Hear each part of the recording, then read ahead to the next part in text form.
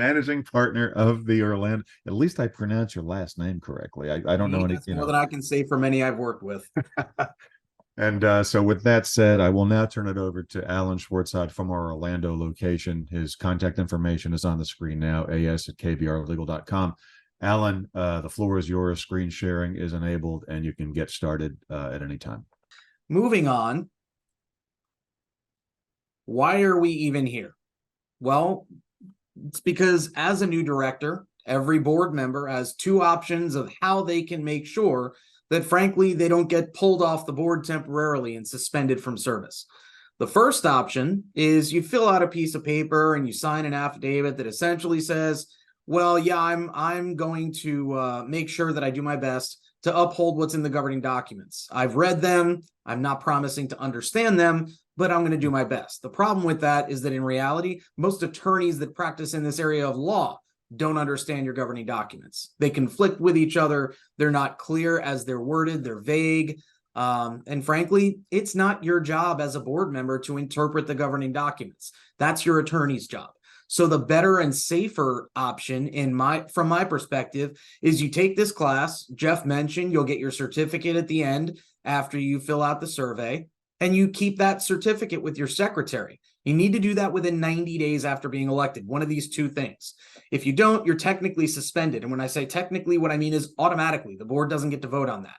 So everyone that's on this webinar right now is doing it the right way, in my opinion. And frankly, it's something that I am trying, and several of the firm members are trying to push the legislature to require, because we think that this education is so crucial, rather than just signing a piece of paper that frankly isn't even true in most cases. Because let's be honest, you haven't read through the hundreds of pages of governing documents that govern your community.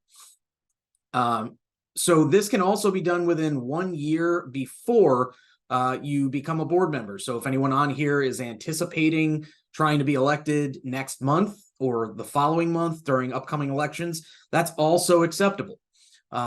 So bottom line, once you get your certificate, just make sure it ends up with your secretary. If you're not yet on the board, I would suggest keeping that accessible, like Jeff mentioned.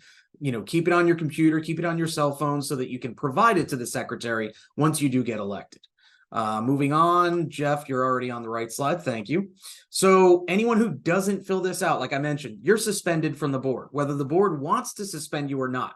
It is an automatic thing under Florida law. The certification doesn't have to be repeated as long as you stay on the board for any given time. So suspensions are not going to affect that. If you're suspended, that doesn't impact whether or not you need to retake a class like this or sign that piece of paper. If you are removed from the board, either via recall because you don't pay your assessments or some other reason that we'll get to later, if your service is interrupted, that's what's going to trigger you having to retake a class like this. So bottom line, don't step off the board. Don't do anything that's going to get you kicked off the board. The board does need to keep this certificate once you give it to your secretary or your manager, if you're managed, for at least 5 years after that director's election or appointment. Now, I say at least. If you're still on the board after a decade, that certificate still needs to be there in the association's official records. Not having that on file doesn't impact the validity of any action the board might decide to take. But keep in mind, it does mean that technically you should be suspended from service until you get that certificate and give it to the secretary. Or again, if you are a managed community, give it to your manager. Moving on. Chapter 720 of the Florida statutes. So we're going to talk about a lot of the stuff that's here later, but Chapter 720 is the primary statute that's going to govern your HOA. So we'll move on to what some of these things, and frankly, Jeff, we're going to skip through. This is mostly information, these next few slides that are here. It's just information that's useful. We're going to get to most of it when we go through everything.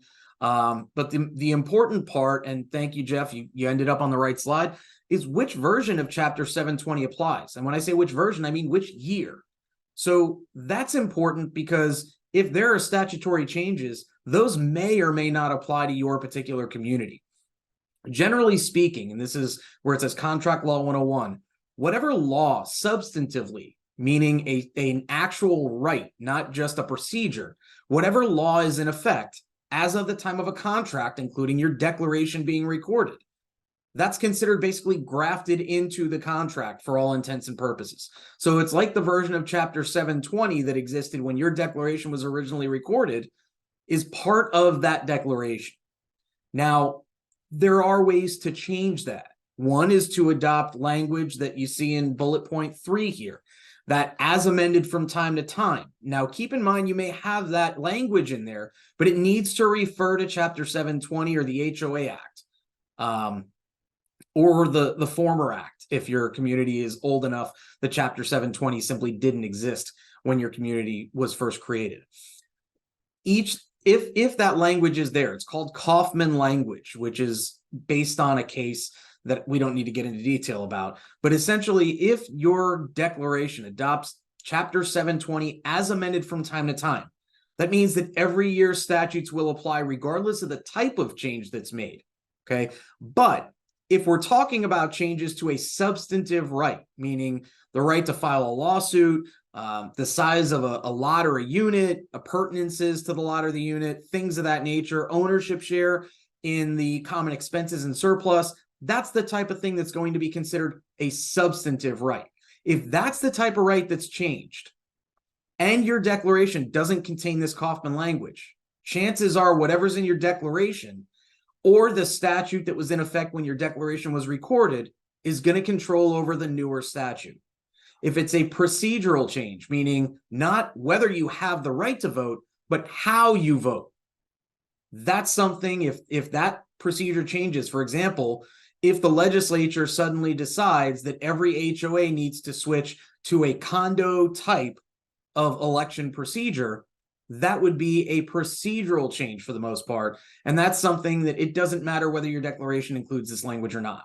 So that was a lot of words to say. If you're not sure if the statute or the declaration controls, meaning if your attorney hasn't already given you guidance on that issue, you're going to want to consult with your attorney to say, hey, which one controls? And frankly, even attorneys won't necessarily agree on that issue.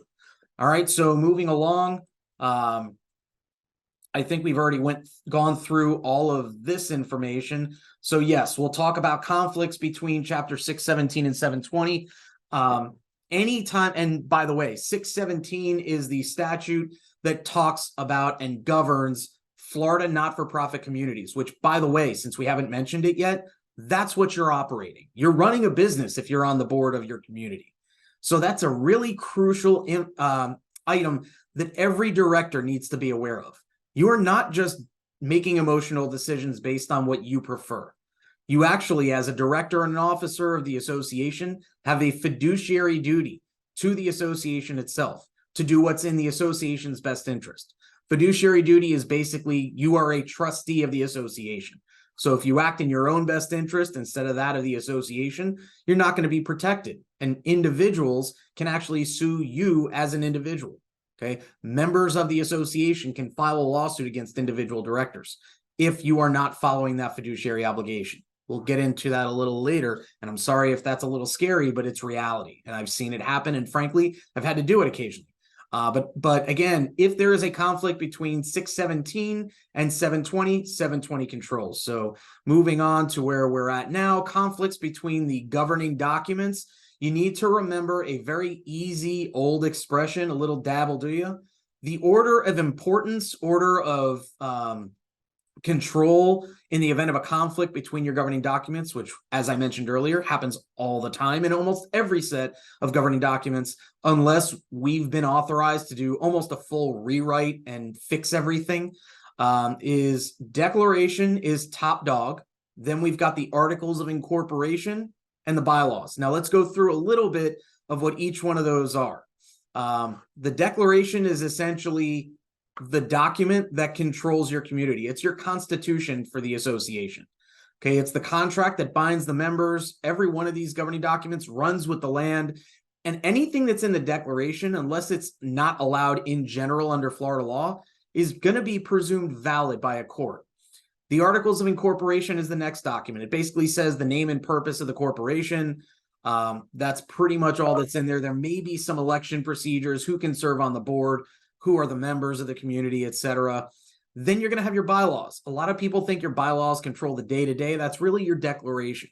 The bylaws are going to be most of your procedures. So it's going to be, how do you hold elections? Who serves on the board? Who are the officers of the association and their responsibilities? How are meetings run? Meetings of both the members and the board, etc. So that's really what we're looking at. Then finally, you'll get into your rules and regulations, which are the board-made items. And as we go down this list, what we're also doing is going down the list of least scrutinized to most scrutinized if these things get in front of a court as to whether or not they're enforceable. So your rules and regulations, your architectural criteria, anything that the board gets to decide on, unless the board gets to unilaterally amend the declaration, bylaws, or articles, is going to be something that a judge looks at really closely to see whether or not the provision that's been added by the board is enforceable. And anything that's in these rules and regulations, the architectural criteria, whatever you want to call them, policies and procedures, anything that's in these board-made documents that isn't supported by the other governing documents is frankly not going to be enforceable. So that's a really important thing to keep in mind. And frankly, it's one reason why, I strongly suggest that anytime you're making changes to those documents, even though the board gets to do it unilaterally, you have your attorney review, one, whether the language that you're putting in there is clear and enforceable, and two, whether it's actually something that the board has the authority to do in the first place. Because what's the point in spending all that time crafting something if it's not going to be enforceable once you go forward? So moving on, we've gotten through that issue. Now we talk about member rights and member meetings. The annual member meeting is really where your election is going to be held. Now, one thing that I hear all the time is that it's the annual election and budget meeting. These are two separate meetings. The members generally will get to vote on the election. The board gets to decide on the budget. Now, there may be different criteria in your particular bylaws, but the general consensus in Florida and Florida law generally provides that these are completely separate issues. So the election is the reason that the association needs to hold at least an annual member meeting in accordance with the bylaws. That's going to generally, the bylaws, like I said earlier, are going to say when, how, where you are to hold this meeting and what the procedure is for actually notifying the members, voting, any paperwork that's required to accompany those notices, etc. The election is generally held at or in conjunction with the annual meeting, or however the governing documents say. A special member meeting is different from the annual member meeting or a regular member meeting.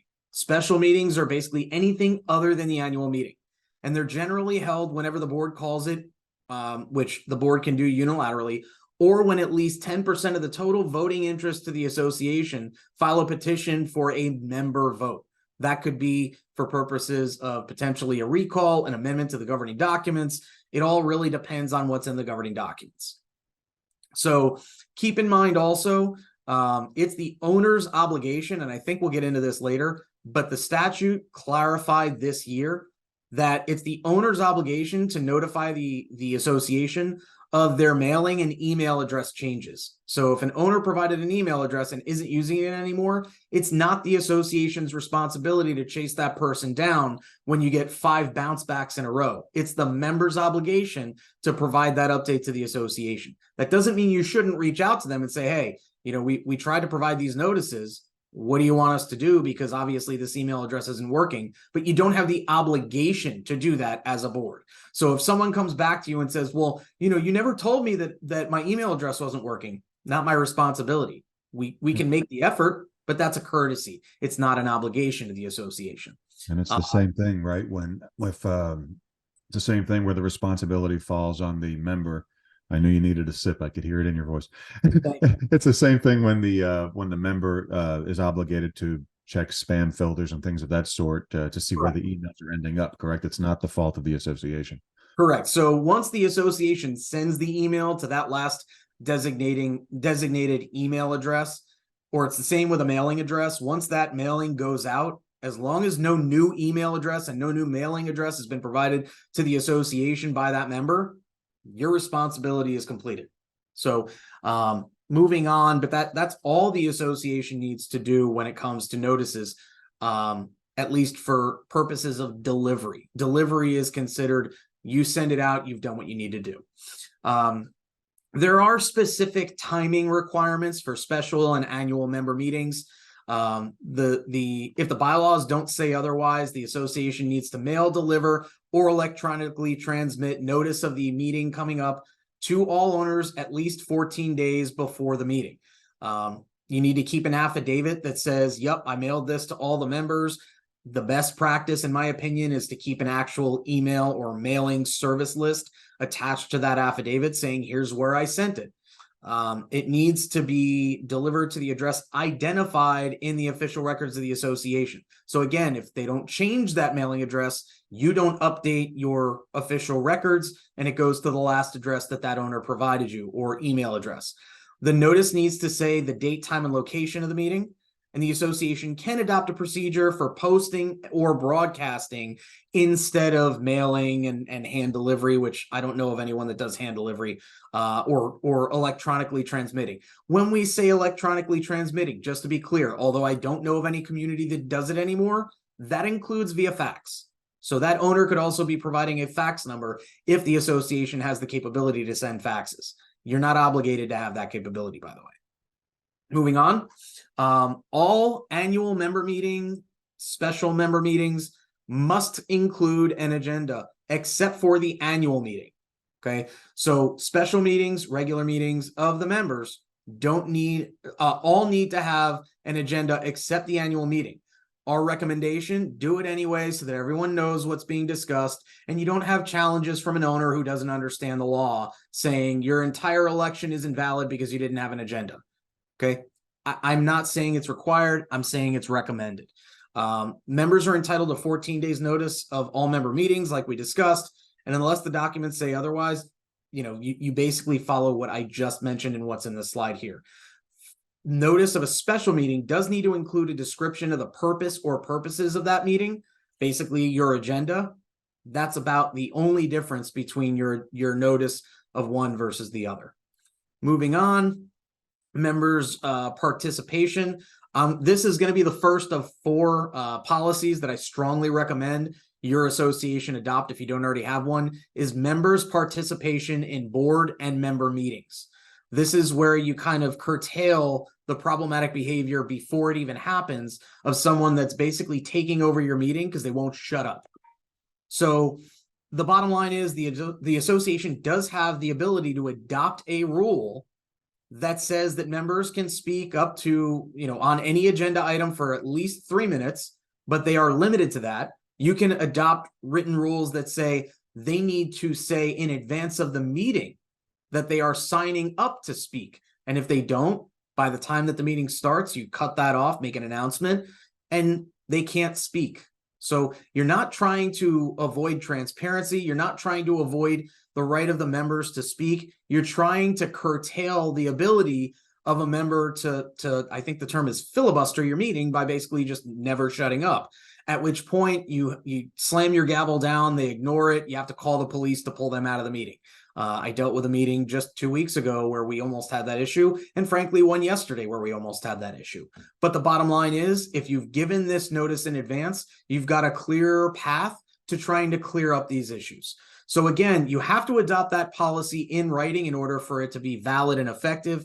But generally speaking, just understand the owners do have the right to attend every membership meeting and speak at it unless you've got those policies in place and they didn't follow it, regarding all items that are open for discussion and anything that's on the agenda. Okay, meetings need to be held, membership meetings need to be held at a location that's accessible to physically handicapped people if requested by that physically handicapped person who has a right to attend the meeting. If there's no request or the individual requesting the right to attend physically, let's say you're holding that meeting virtually, if someone is unable to attend that way and wants to attend physically, you don't need to provide that right if, let's say, it's your election meeting and it's a tenant who doesn't have the right to vote that's asking to attend. They wouldn't have the right to attend anyway. But anytime that we do have a really good fair housing class, and I'm going to suggest that anyone that is interested in more information on a lot of these topics, go to our website at kbrlegal.com under the resources tab. All of our recorded classes, including in the future, probably in the next 3 days or so. This one will be up there as well. Everything that we've recorded is available. So I would check out that fair housing class if this is an issue that concerns your association. If you have those issues come up, this is another policy that I consider optional, having a Fair Housing Americans with Disabilities Act policy. That's not going to dictate how people need to make these requests for accommodations and modifications to your community, but it's going to dictate how the board responds so that you can avoid getting yourself in trouble. So that's another one that we prepare on a semi-regular basis. Moving forward, member meetings, quorums, decisions, etc. Unless there's a lower number provided in the bylaws, your quorum is 30% of the total voting interest of the association, meaning 30% of the members. Now, when I say the members for voting purposes, every lot is one member. So don't think I'm saying, if the lot is owned by 12 people, that you need all 12 to come vote. One of them needs to show up. Unless otherwise required by law, a majority of the voting interest present in person or by proxy at a meeting at which a quorum has been attained is what you need to have in order to make any decisions of the association. So that's a majority of people that showed up at a meeting where you've got that 30% quorum or whatever's in your governing documents. Moving along, proxies are generally usable for purposes of voting. You can alternatively vote in person. I know I just dealt with an annual meeting notice today that says that you can only use proxies for the purpose of establishing a quorum. You got to show up in person if you want to vote. That's totally okay. So if the governing documents say that, it's fine. If you've established a rule and regulation that says you need to do that, that's a problem. It needs to be in your bylaws, in my opinion. The proxy needs to be dated, include the time, date, and location of the meeting, and be signed by the person who's authorizing use of the proxy. It's only effective for that specific meeting or any adjournment of that meeting for 90 days after the date of the meeting that was originally given. So if you adjourn 4 different times and each one of those is a month out, technically that proxy that was usable for the first meeting is usable for the next 2, but not the last 2. Okay, just keep that in mind because you've now gone 5 months or 4 months from the date of the original meeting, and that's going to be more than the 90 days provided. That proxy can be revoked at any time by the person who executed it, and the proxy holder can appoint a substitute proxy to act in their place if the original proxy allows it. If it doesn't allow it in writing, in other words, if the original proxy doesn't say that that's acceptable, it's not. Okay, and a copy of the original can be used if it's a complete reproduction of an entire proxy. In other words, you can't photocopy half the proxy and use it for 20 different votes. Moving along, general versus limited proxies. A general proxy means you can vote however the heck you want on anything that's going to be decided at this upcoming meeting. A limited proxy is just you can vote in this way or you can vote at this particular meeting on this issue. Okay, you can use either one of these to establish a quorum. Okay, moving on to flags. This is a completely separate issue, by the way, but it's still included here. What we're talking about here is you cannot tell someone, you cannot enforce a violation of your governing documents if it pertains to these flags. Okay, I'm not going to read the list because frankly, that'll waste your time, but an owner can display up to 2 of these flags. It's basically US or Florida or military or first responder flags. In addition to 1 US flag and 1 flag from the list above. Okay. The other thing that is not included in the slide, but is included now in the statute, you can also have a flag pole of a certain height that can also fly 2 flags. So technically, a single lot, depending on the size and configuration, might be flying 4 flags and you might not have any right to enforce it.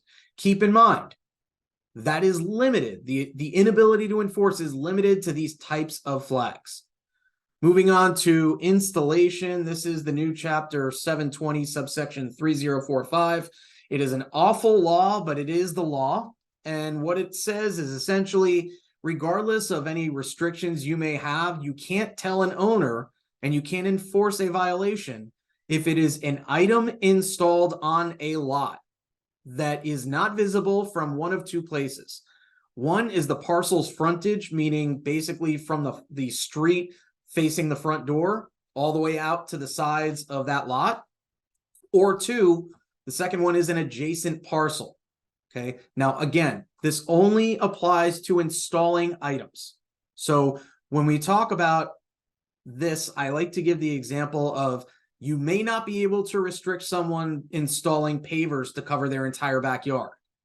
But once the fact that they installed the pavers means that they have zero drainage in that backyard and it starts to flow onto common areas or another lot, that's a violation that the association can enforce, potentially by forcing the owner to remove the pavers.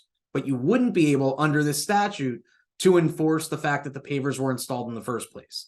Now, I think this is an unconstitutional statute because it basically ignores policies, procedures, and your constitution, your declaration, which might contain restrictions that were recorded in the 1960s. And it says, well, we don't like these, so they're no longer enforceable. But the problem is, ignoring this and trying to challenge it, you might spend hundreds of thousands of dollars only to have the Florida Supreme Court say, yeah, we agree. Okay, great. So what do you get out of that? I don't see any community spending that kind of money unless there is significant support for it. Instead, myself and several other attorneys in the firm and a bunch of attorneys outside the firm are lobbying to have this statute changed so that it's not so egregious and completely ignore the rights of the association. Now, keep in mind, there's a couple of things that are missing from this. It says adjacent lot. Okay, it doesn't say whether if you can view this from the second story down to the first story, whether you can view it from an adjacent lot. In my opinion, you can. So if you've got your neighbor who installed a pool, it wasn't authorized under the governing documents, but it's not visible from the frontage. And unless you're on the second floor of your next door lot, you wouldn't be able to see it. My opinion is if it's visible from that second story, it's still a violation that is enforceable by the association. Now, there's a little bigger question whether stepping up and looking over a 6-foot fence or looking around a fence would be enforceable. There's also a question of whether if it's across the lake and it's in the same community, that lot is across the lake from another lot, and someone's parking a boat in their backyard that's visible from across the lake and has a shed, a boat, an RV, and 5 other items that aren't allowed under the governing documents, whether that is enforceable. The answer is probably no. The problem is this is adjacent to a lake. The adjacent lot is not the one across the lake. It's the 2 on the sides. So there are plenty of errors in the drafting of this statute. I think it's operating as intended. I think it's just a bad law. There are a couple other things like this that impede the association's ability to actually enforce its covenants that I'll mention now. But the most important thing, I think, is to have, again, this is number 2 of the important policies, a covenant enforcement policy. This will say the board doesn't really have discretion to pursue or not pursue violations. Okay. The purpose of that is to have it where you are consistent, you're timely, and you're uniform in the way that you're enforcing your governing documents. What that leads to is an avoidance of almost every defense to a covenant enforcement case. So it's going to say we're going to send X amount of letters through management or through the board. Then it's going to go to counsel. Then we're going to send an offer for pre-suit mediation. And we'll talk about self-help later. But that policy being in writing and notifying everyone in the community of how you intend to pursue these things is an extremely valuable tool, and it's very important to have.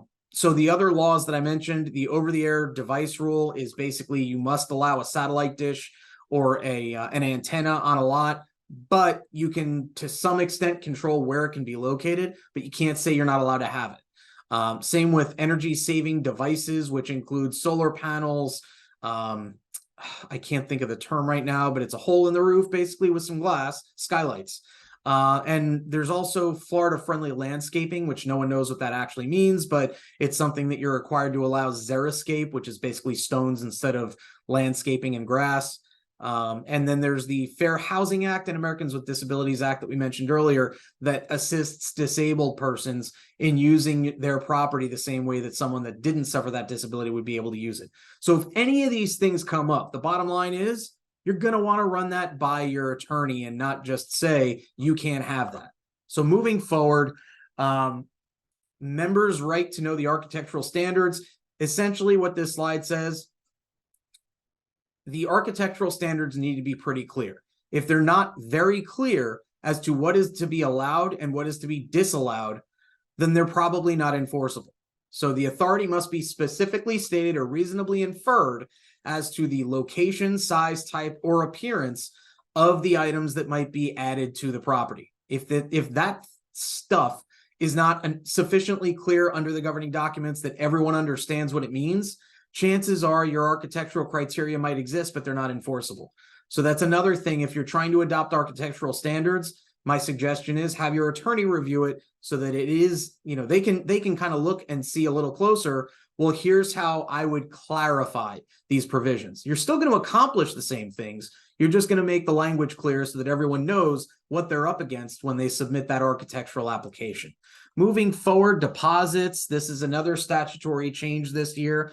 If you collect a deposit, those funds need to be maintained separately and can't be commingled with any other association funds. Once whatever the project is, and again, this is usually going to be construction related, that deposit needs to be returned to the member.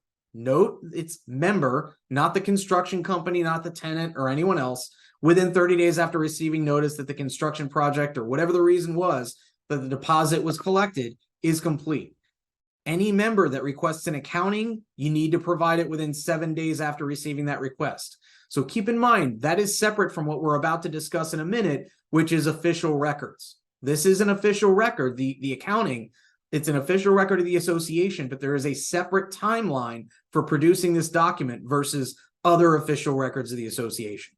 Moving forward to records requests, I'm not going to go through in detail what these records entail, but I will mention that this statute was clarified this year. If someone withdraws, we talked earlier about someone saying, I don't want to use this email address or this mailing address for purposes of notices anymore. That email address, that mailing address, that fax number gets removed from the association's official records so that no one in the community is entitled to that information anymore because it's not being used for official association purposes anymore. Makes sense. Okay, that's the change that was made this year. Moving on. Again, I'm not going to go through these in detail, but look at the bottom one. That's really the important one. It's the catch-all.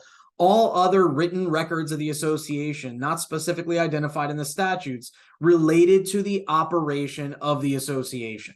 So basically, any written record, whether it's a document, a gum wrapper with notes on it, any piece of paper, and in some instances, arbitrators have found any email as well that pertains to the operation of the association is something that the association needs to maintain as an official record. Whether that's on paper or digital doesn't matter to me. Frankly, I prefer digital because it's a lot easier to produce these records when you're required to. Okay, but unless the statute provides otherwise, and in some instances, it is going to be a different time frame. We mentioned the 5 years for certification certificates. 1 year is the time frame that you need to keep bids and election records. But unless there's a statute that says you're keeping it for a different time frame, the official records need to be maintained for 7 years. Now, keep in mind in condos, that is now permanent. So my guess is at some point, the HOA statute is going to be changed to reflect that you also need to keep an HOA's records from the inception of the community. Now, if you've already destroyed those records pursuant to an existing policy, you don't have the ability to keep those records indefinitely and you didn't do anything wrong. So you might want to discuss with your attorney whether you want to keep those records indefinitely to be able to prove things up in the future, or if that is an undue burden on the association and you should just go ahead and follow the policy that you've got going on until the statute is inevitably amended. Moving on. So that these are additional documents that need to be maintained in the official records. Like I said, election documents, and I mean every document, including envelopes that pertain to the election, need to be maintained for 1 year after the date of the election vote or the meeting. Moving on, there are a bunch of records that are not accessible to the members. So that includes any attorney-client or work product privileged information until the proceedings are completed. Frankly, I disagree with that last part. I think that if there's any chance that that individual comes back later and argues that the decision of the board or the decision of a judge was wrong, they would be entitled to already have in their possession all of this attorney-client privilege material. I think that's a permanent privilege unless the board decides unilaterally to say, we're going to waive that privilege. But that's an issue you should discuss with your attorney as to whether that privilege extends indefinitely or not. Information regarding the lease, sale, or transfer of ownership of a property is not something that the association should be disclosing as part of a records inspection request. Medical records, personnel records, association passwords, and software that can allow for manipulation of data. So in other words, you produce a PDF or a printout of your QuickBooks data rather than access to the computer system that has the software on it. Certain personal information of the owners, which the owners can choose to disclose. The written consents for purposes of assessment notices, which we'll get into later. And good news for once regarding all that's on this slide and the next one, if you inadvertently disclose this information, again, inadvertently, not here you go, wink, wink, nudge, nudge, it's no big deal. It's no harm, no foul. So that needs to be an inadvertent disclosure. Keep that in mind. I'm going to repeat the word inadvertent. Okay. That's the thing that's important here. So we're going to skip this next slide because we already went through the information. We already went through this slide as well. Attorney-client privilege. Essentially, attorney-client privilege applies where you're communicating with counsel. So don't think that this is any communication within the board, but it's a communication with counsel, or at least with counsel copied for the purpose of protection, when it pertains to existing or potential litigation. Okay, we're not talking about something that you don't want the members to know about. This isn't a hide the ball. This is specifically, hey, you know what? We're talking about suing John Smith for what he did on Thursday. Or we are talking about 50 different collection matters, whether or not we're going to proceed with each one, whatever it may be. Now, again, I mentioned earlier, only the board gets to waive the attorney-client privilege. No individual director gets to do that. Your attorney doesn't get to do that. Your manager doesn't get to do that. So if one of those individuals does that and waives that privilege by disclosing the information without being authorized by the board, they did it wrong and they should be in trouble. Okay, moving forward, membership directories, an owner can exclude their phone number from the directory by requesting it in writing. Otherwise, all phone numbers, all names, all parcel addresses, all mailing addresses, all email addresses for purposes of notices, they're all included. The association also needs to maintain an adequate number of copies of the recorded governing documents to ensure their availability to the members and prospective members. I, first of all, think this is an absurd requirement. The documents are explicitly already recorded in the county public records and available to everyone already. I also have no idea what the statute means by an adequate number of copies. In a community of 800 members where everyone already has a copy of the governing documents, an adequate number is 0. So this doesn't really make sense to me, but it's been in the statute, frankly, since I've been practicing law for the last 15 years. So we'll go ahead and ignore it now. Now, this pertains to the actual records inspection itself on the next slide, Jeff. Availability and production. They need to be maintained, these records, within 45 miles of the community or within the same county as the community, unless they're available for inspection, copying, etc., on a digital format. So if you can email or fax the documents or mail them to someone, great. You don't necessarily need to maintain them this way. They need to be made accessible within 10 business days after the association receives a written request for access. I'm going to say that again because it's important. 10 business days after you receive a written request from a member for the right to inspect and copy your official records, you must provide the inspection. Now, you don't need to cherry pick the documents. I'm dealing with that issue right now with an owner that doesn't understand the law. You don't need to pick out the documents and say, here's the 5 things you asked for. You can literally say, here are the banker's boxes of records that we maintain. You can look through them and find what you're looking for. Have at it. You've got 8 hours. Okay. You can have a copy of the official records available for inspection, either in the community, electronically, like I said, or you can allow them to be reviewed on a computer screen and printed upon request at the community. Now, if you don't do all of these things and provide this inspection within 10 business days, just understand you're giving the owner a gift, because there is an automatic statutory set of damages that is $50 a day for up to 10 days every business day after day 10 that you don't produce those records for inspection. This is very simple. Just here is the time, date, and location of your inspection. Show up. And if you don't want to do it on that date, okay, we'll provide another date later on. That's it. That's the whole process. So it's very simple. It's just a matter of complying and having yet another policy. This is number 3 in place that dictates how, when, etc. So we moved forward to rules. You can govern the frequency, how often, up to once every 30 days, not every month, so that you get a request on the 31st and again on the 2nd. Every 30 days you can submit. The time, the location, the notice, the records to be inspected, and the manner of inspected. What you cannot include in that policy, and you cannot do outside of that policy, is require that the owner show a purpose for the inspection. They're entitled to it regardless of what their reason is, even if it's to harm and attack the association. They don't need to state a reason for the inspection, and you can't limit it to less than 1 8-hour business day per month. Now, again, we say per month, but again, every 30 days is another month under this area of law. Now, keep in mind, this is a huge administrative burden if you're in a managed community. It's an even bigger burden if you're not in a managed community and you need to make this available in your home or a clubhouse. You may need to pull all these documents and these banker boxes. Don't do that. Make sure that you have this policy in place and make it easier for yourself. Moving forward, you can charge up to 25 cents a page for copies made on association photocopiers. If you don't have a machine available or the records exceed 25 pages in length, you can basically send it out to Kinko's or some other copying services and charge the actual cost of copying before you produce the records. You can charge the costs required for personnel up to $20 per hour. So keep in mind, all of these are limitations on what you can do and charge. Now we talked about, if you allow, moving on to copying of records, you have to allow these inspectors, so to speak, to use a portable device. Jeff, next slide. That can be either an iPad, a cell phone, or a portable scanner. You can't charge for copies if they're just using that portable device because you're not making copies. So just keep this in mind.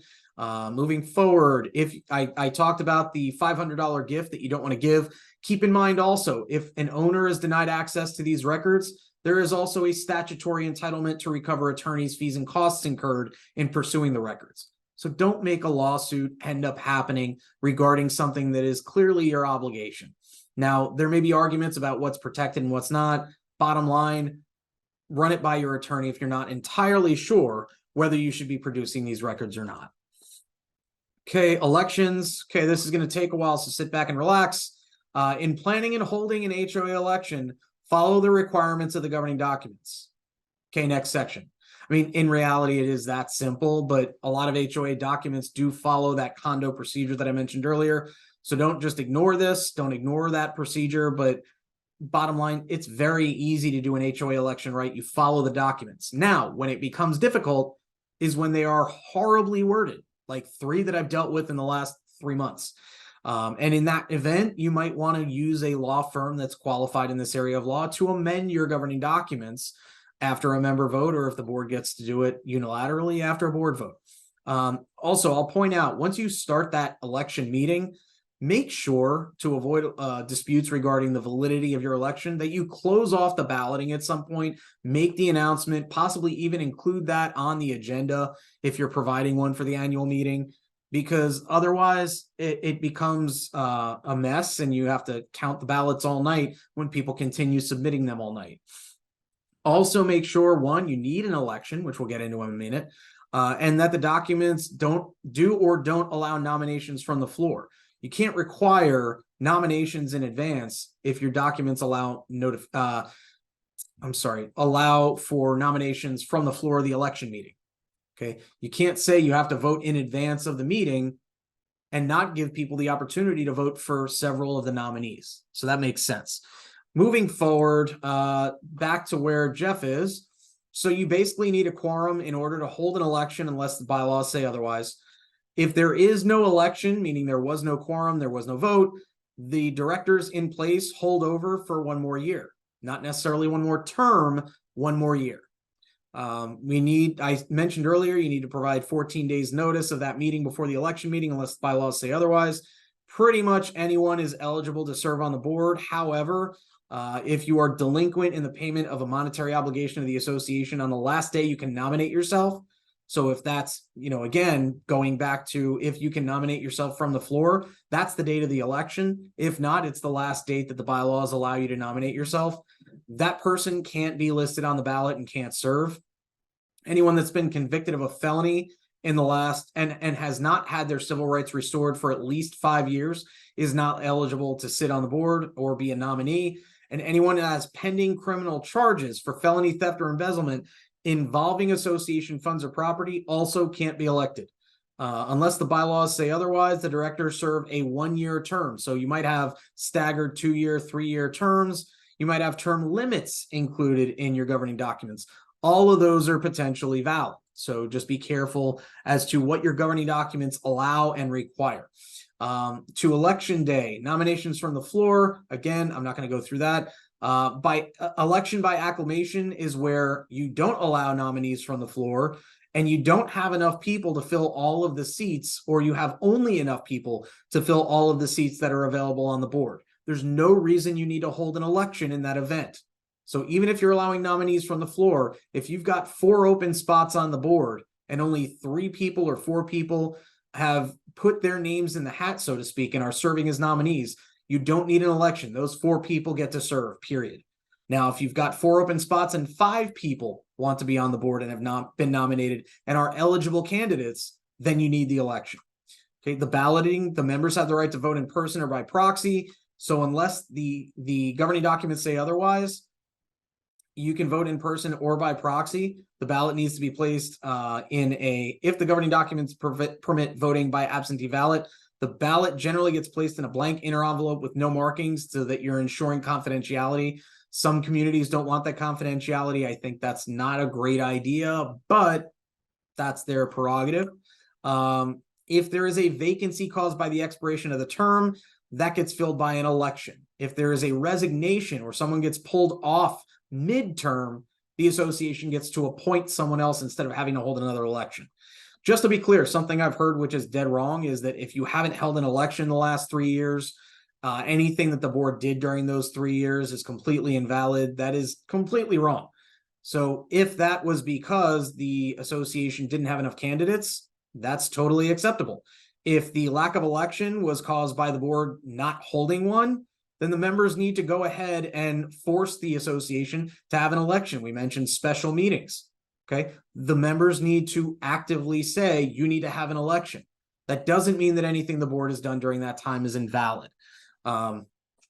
We talked about election records. Oh, any challenge to the election process, moving on to the next slide, Jeff, needs to be raised and commenced. In other words, you need to file your arbitration petition or your lawsuit within 60 days after the election results are announced. And any election dispute between a member must be submitted to the division or a court. So that is basically lawsuit or arbitration. Electronic voting is extremely valuable tool. I won't get into detail about it. I think we are working with a vendor on an upcoming webinar on that issue in particular. But bottom line, you're going to want to rely heavily on your manager, your attorney, and mostly your electronic voting vendor for purposes of getting this set up, getting everyone in line and having them actually agree to vote electronically and getting the electronic vote completed. The benefit of this is that everyone can vote on their cell phone instead of having to fill out paperwork. And I know my generation and all of the younger generations, none of us want to fill out paperwork and mail it back. We all want to just click, click, click and be done. Well, this allows you to do it, kind of like Adobe Sign or DocuSign. It's that simple. You click through, you're done. The thing that is important to note here is that you need to make sure that every member that is voting electronically actually agreed to do so in writing. Anyone who hasn't agreed to vote electronically, you still need to provide all of the normal notices, all the normal mailers, and provide the opportunity to vote via paper ballot. So just understand, electronic voting is great. It's not an automatic thing. It's an automatic right of the association to pursue it, but each member needs to sign off on a document that basically says, I'm going to vote electronically going forward. Now, keep in mind, if you're using the right vendor, chances are they're going to take care of that for you. You're just going to have to give the contact information for all your members to that vendor. So skipping past the rest of electronic voting, election of officers basically happens at the organizational meeting that is usually held in conjunction with and immediately after the election. That's basically a very short board meeting. This is the only time that the directors are allowed to vote by secret ballot at a board meeting, is to elect who are the officers. Now, in my experience, most of the time, there's no secret ballot. There's an announcement of John's going to be the president. Everyone agree? Yes. Okay, next. It's that simple. But there's no prohibition. This is an important tool that associations can use. There's no prohibition against changing officers midstream. So if the president is acting in a way that is not authorized by the rest of the board and is basically going rogue, thinking that they have the authority to do whatever they want because they're the president, sorry, but those are two separate concepts. The president doesn't get to act unilaterally without board approval. So if that president goes rogue, your first step is have a board meeting to remove that individual as president and either put them in a non-officer position or put them in a, I don't mean to say it this way, but a lower officer position. Make them the VP, make them the secretary or something of that nature, so that the harm that they're causing to the association by going rogue is limited or eliminated. Now that brings up an important point. You probably serve in 3 different capacities if you're on this webinar and you're not a CAM. You're a member of the community. The members are really, and I know I've used these terms, so I'm sorry for clarifying an hour into the webinar, but a member is literally someone that owns property in the community. It's that simple. There may be different definitions of who serves as the member for voting purposes based on the property being owned by a corporation, a trust, etc. But generally speaking, the members are the owners in the community. The board of directors, are the individuals who get to vote on most of the issues in the community. Now, you don't say board officers. I know a lot of people say it. It's wrong. The officers are the people with specific positions. There's nothing in Florida law, even if it's in your governing documents, it's not required by Florida law to have the officers and directors be the same people. So you can have a 10-member board or an 11-member board and only have 4 officers. Only 4 of them are also officers. You can also have a board that's comprised of people who are not officers and have the officers be completely separate people. Just depends what's in your governing documents. So when you say board president, there's no such thing.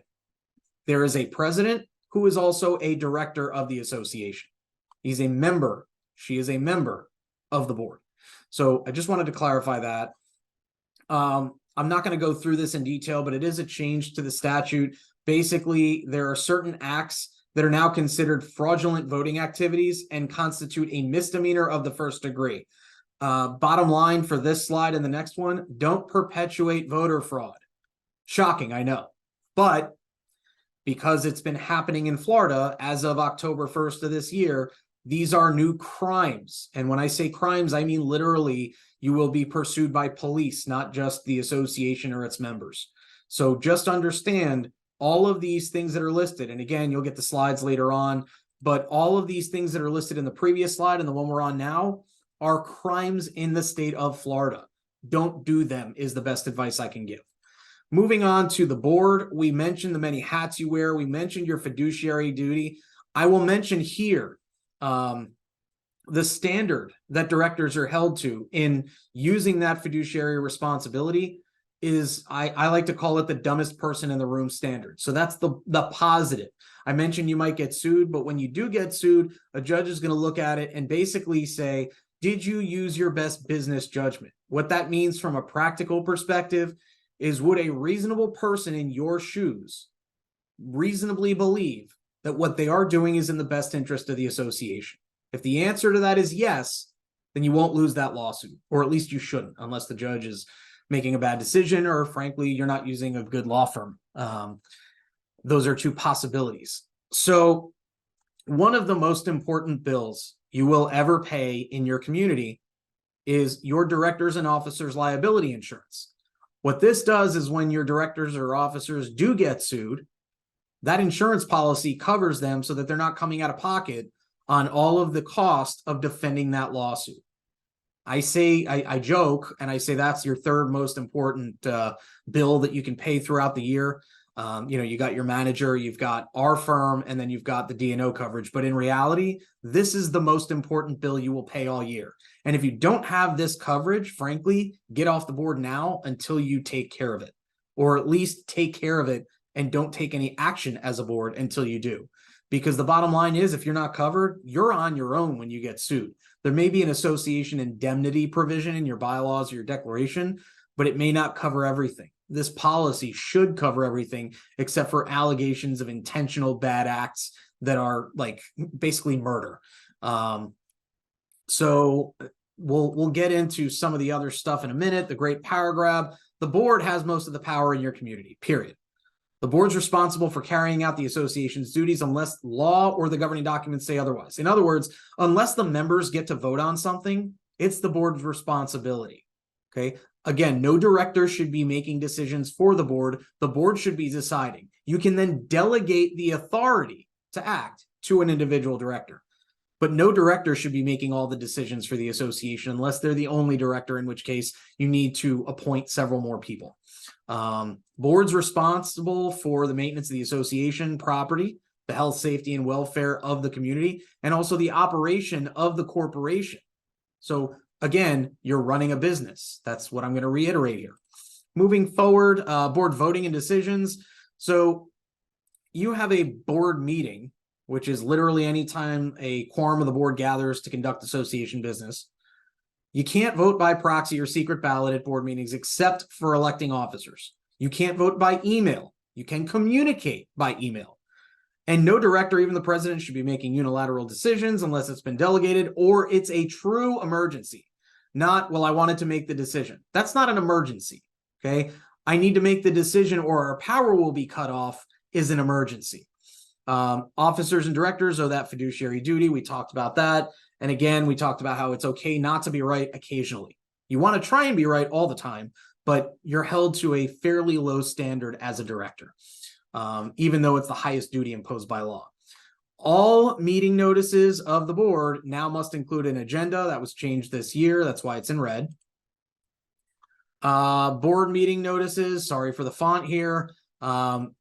Generally, board meetings only require a 48-hour notice. That can just be posted in the community. And when I say posted, I mean literally you take a post, put a piece of cardboard on it and black marker, date, time, location of the meeting. That's good enough. You now also have to have an agenda. So here's what you do. You type that up, you staple it to that piece of cardboard, and now you've got your notice and your agenda. For certain notices, for certain meetings, if a special assessment's being considered, you need to provide 14 days notice, and that notice needs to also specify that special assessments will be considered, the nature of the assessment, the dollar figure that's anticipated, etc. Same thing with amendments to rules governing parcel use. That's a 14-day notice. Moving along, in addition to authorized notices by posting or otherwise, you can adopt a procedure for conspicuously posting on the website or an app that is done by the association. Any rule that's adopted must include a requirement that the association send electronic notices to members that provided the email address the same way that notices of a meeting of the members will be provided. That notice also needs to include a hyperlink to the website. In other words, you need to provide access, not just say, well, all of our notices are on the website. The fact that you posted it is not necessarily enough, but you can share the notice, the agenda, etc. there. You just need to provide notice that, hey, this specific notice is being provided on the website. Compensation can't be compensated if as a board member, officer, or committee member, except participation that everyone else in a financial benefit that all other members get, reimbursement for out-of-pocket expenses associated with the association, subject to approval procedures, the recovery of insurance proceeds that everyone else got, fees or compensation authorized in the governing documents or by vote a majority of the voting interests, voting in person or by proxy at a meeting of the members. So that is not a board decision. We're going to compensate each other and ourselves. That is a member decision. And then the developer or its representative can also be compensated for that service. We had the prohibition on kickbacks in, I believe it was, 2017 or 2018, because of the rampant kickbacks going on, mostly in South Florida, primarily Miami. You'll excuse me if that's where you're located, but that's just what's been reported. That is now also going into effect in HOAs. So instead of it being a misdemeanor, now it is something that will subject you to being removed from the board automatically, and the vacancy gets filled according to law, which is basically you appoint someone else. And there will be civil penalties for doing this. Now, you can accept a couple things. One is food consumed at a business meeting with a value of less than $25. So I can take you as a board member out to lunch. I cannot take you out to lunch to Ruth's Chris and get you a porterhouse. And then the other thing is any services or goods received in connection with trade fairs or education programs. So if you're coming to our booth at an expo, for example, we can give you pens, we can give you pads, we can give you a basketball hoop. I couldn't care less what it is. If that's in conjunction with a trade fair, it's allowed. Now, keep in mind, if it's really an item that is valuable, there is probably going to be a problem there. Under the law, it might not be as concerning, but the reality is that is clearly a kickback and is something that will be pursued. So again, keep it to the pens, pads, stress balls and things like that we give out at these types of events. Moving forward, grounds for immediate removal: you forge a ballot envelope or voting certificate, steal or otherwise embezzle association funds or property, destroy or refuse to allow inspection of official records in furtherance of another crime, and you obstruct justice according to sections 843 Florida statutes. These are all things that'll require that you be removed. It's not a board vote, it's you're off. Conflict of interest disclosures: at least 14 days in advance of the board considering a potential contract that is the subject of a conflict of interest, meaning that you have an interest in the outcome of that. You need to disclose the relationship between you and the entity or individual seeking to contract with the association. So there's a rebuttable presumption of a conflict, and that means basically the courts are going to presume that there is a conflict. You can prove that there wasn't. If there is no disclosure within those 14 days and the person, the director, officer, or relative enters into a contract directly with the association, or you hold an interest in a corporation, LLC, or other business that is conducting business with the association or proposes to enter into a contract or transaction with the association. Folks, if the slides fall behind for the next minute or so, I have to go sign for something. I will be right back. All right, let's move on to the next one and I'll catch up. Thank you, Jeff. So the bottom line is all that the legislature is requiring is that you disclose the conflict. Conflicts of interest are not always a bad thing. Just keep in mind, you can have a good deal because you happen to know someone. Your cousin runs a landscaping company. They're going to give you, their time at cost because they're trying to help you out. That's fantastic. That's a conflict of interest. Who cares? It's going to benefit the association. So all you have to do to avoid the implication that there's something problematic is disclose the relationship at least 14 days in advance of the board voting to enter into that contract. So this is essentially the same. Again, conflicts are not always bad. The director that's involved in this transaction can still present the contract, but cannot be involved in the voting or the board discussion. They can participate as a member of the community, but once that voting or the discussion by the board is happening, they need to step out of the room. The reason for that is we don't want any undue influence by another director over the other directors. So the only other requirement when it comes to that, the contract needs to be reasonable and fair to the association. And this conflict contract must be approved by at least 2/3 of the directors present at that meeting. So what we're saying here is you need a supermajority vote. It needs to be a reasonable contract, but conflicts are okay if they're disclosed. That's it. Simple. Now, if the members cancel the contract, which they can do at the next member meeting after that contract is signed, Just understand the association is only responsible for the reasonable value of goods and services provided under the contract up to the time of cancellation. So if there's a liquidated damages clause, a termination fee, or any other penalty for canceling the contract, the association doesn't have to pay it under Florida law. And any contractor hopefully will be aware of that. Now, keep in mind, this also is going to require that the members be aware of this and actually bring up the issue at that next member meeting. That might be the election 8 months after this contract is signed, for all we know. So just keep that in mind. Okay, moving forward, if you're charged with any of these things that we mentioned earlier are problematic and will get you booted off the board, you are technically suspended and cannot be appointed or elected to a position as an officer or director while any of these charges are pending. We talked about excessive gifts. We'll move on to vacancies on the board, which we also went through already. Members, just like the right to participate at member meetings, have the right to participate at board meetings. So I'm not going to go through this in detail. Members have the same rights as they do at a member meeting, at a board meeting. The same policies can apply. The only difference is who gets to vote. At a member meeting, the members get to vote. At a board meeting, the board gets to vote. So it's that simple. Moving forward, recording and handicap access, just like a member meeting. Any owner can tape record or videotape board and member meetings.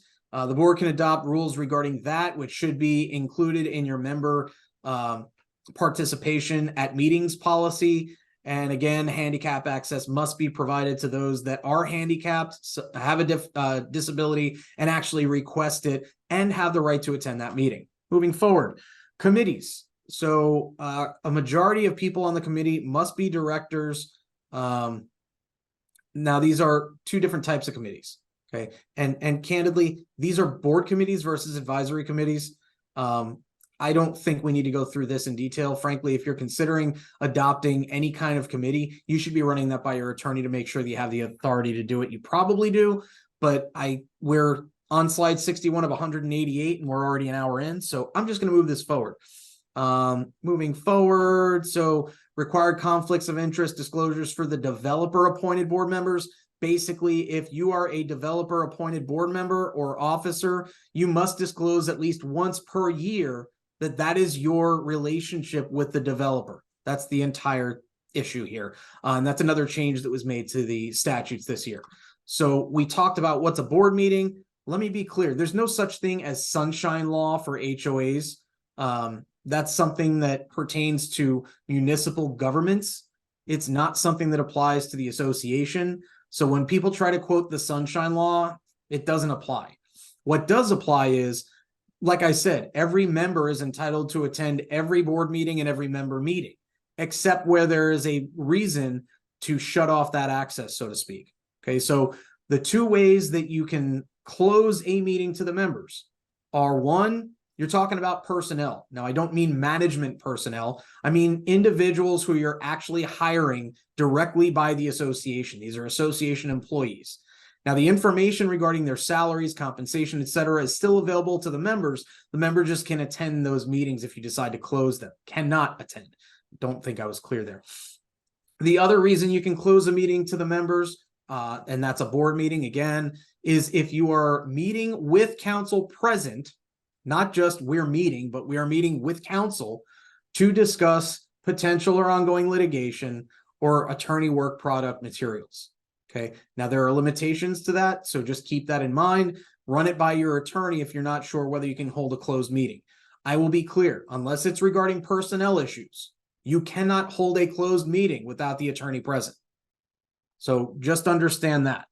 Now, the way that you need to hold these meetings, if you start discussing association business and you have a quorum of directors, technically, from some people's perspective, that is a board meeting. My opinion has always been, if you're not making a decision, you're not voting on anything, and you're fact-finding, so to speak, that's not a board meeting. But I know that there are plenty of attorneys out there that disagree and will say anytime you're discussing association business, that should be done in an open forum.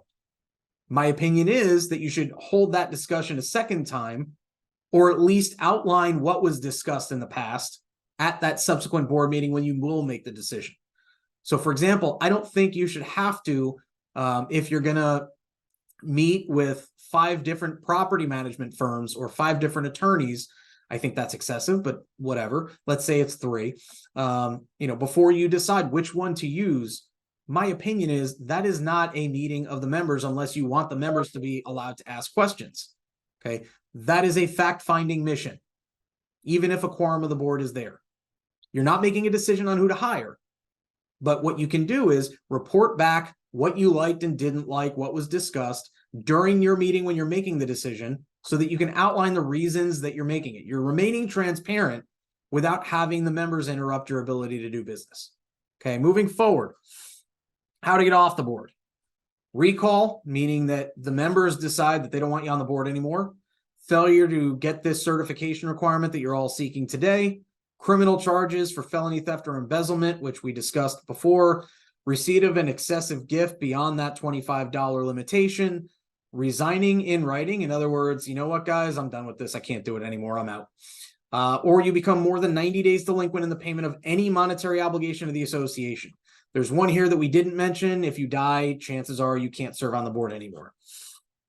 Okay, and all of this is actually included in the slide, so I'm going to skip it right now. Moving forward, meeting minutes. I'm going to clarify this real quick. Okay, take meeting minutes, take notes, but the only thing that needs to be in your meeting minutes is what was the motion, who made it, who seconded it, how did every individual director vote.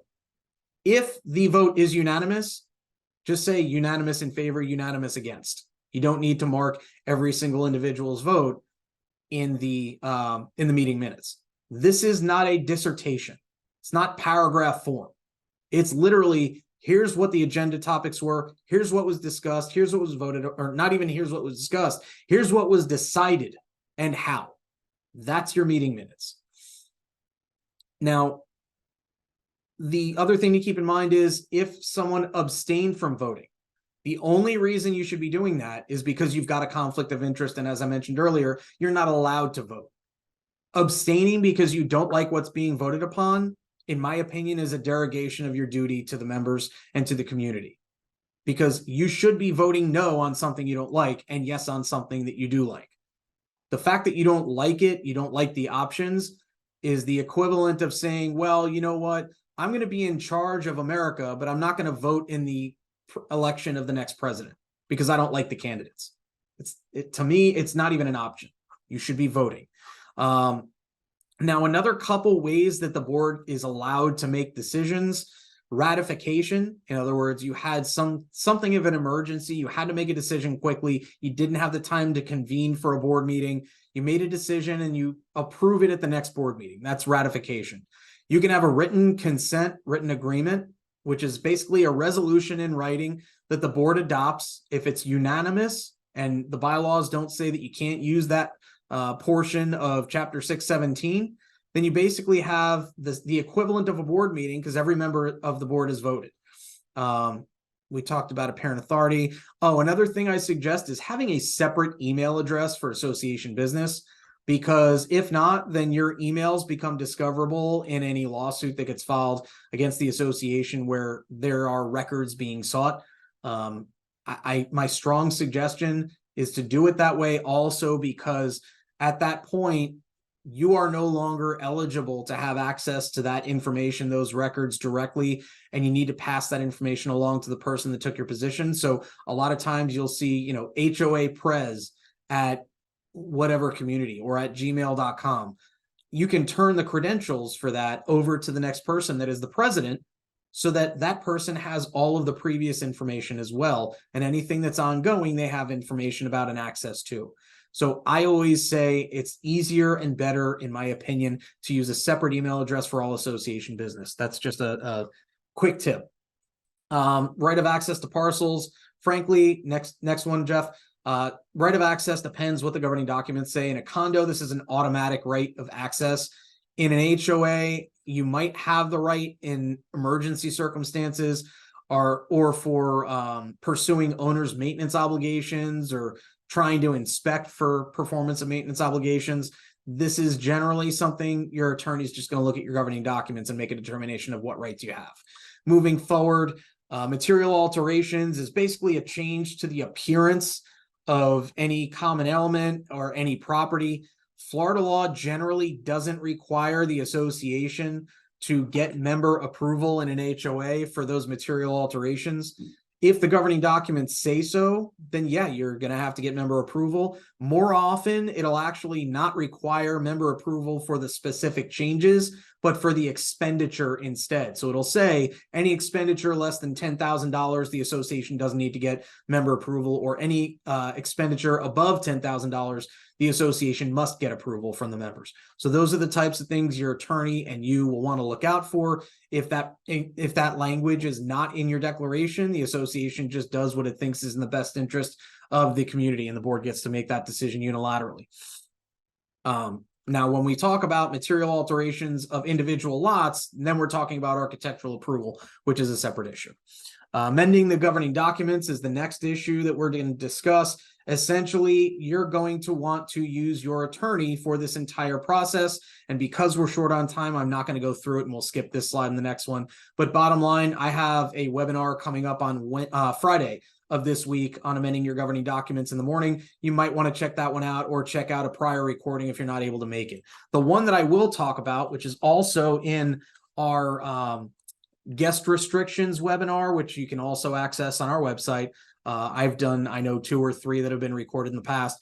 But when you amend leasing provisions, keep in mind that those might not apply to everyone. So because the right to sell, alienate your property is such an important right in Florida, the legislature has basically, and the case law has adopted the fact that those won't really apply across the board. They're only generally going to apply if the owner actually voted in favor of the amendment or bought in after the amendment took effect. In other words, they bought in knowing that that was the deal.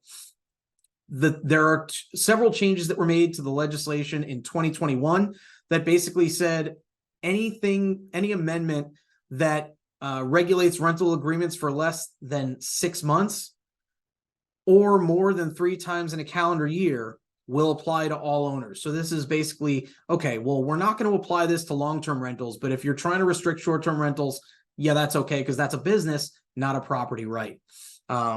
So moving forward, we talked about the leasing restrictions. We're not going to go into detail about that. Rules and regulations, again, you can adopt reasonable rules and regulations. They need to be supported by your governing documents.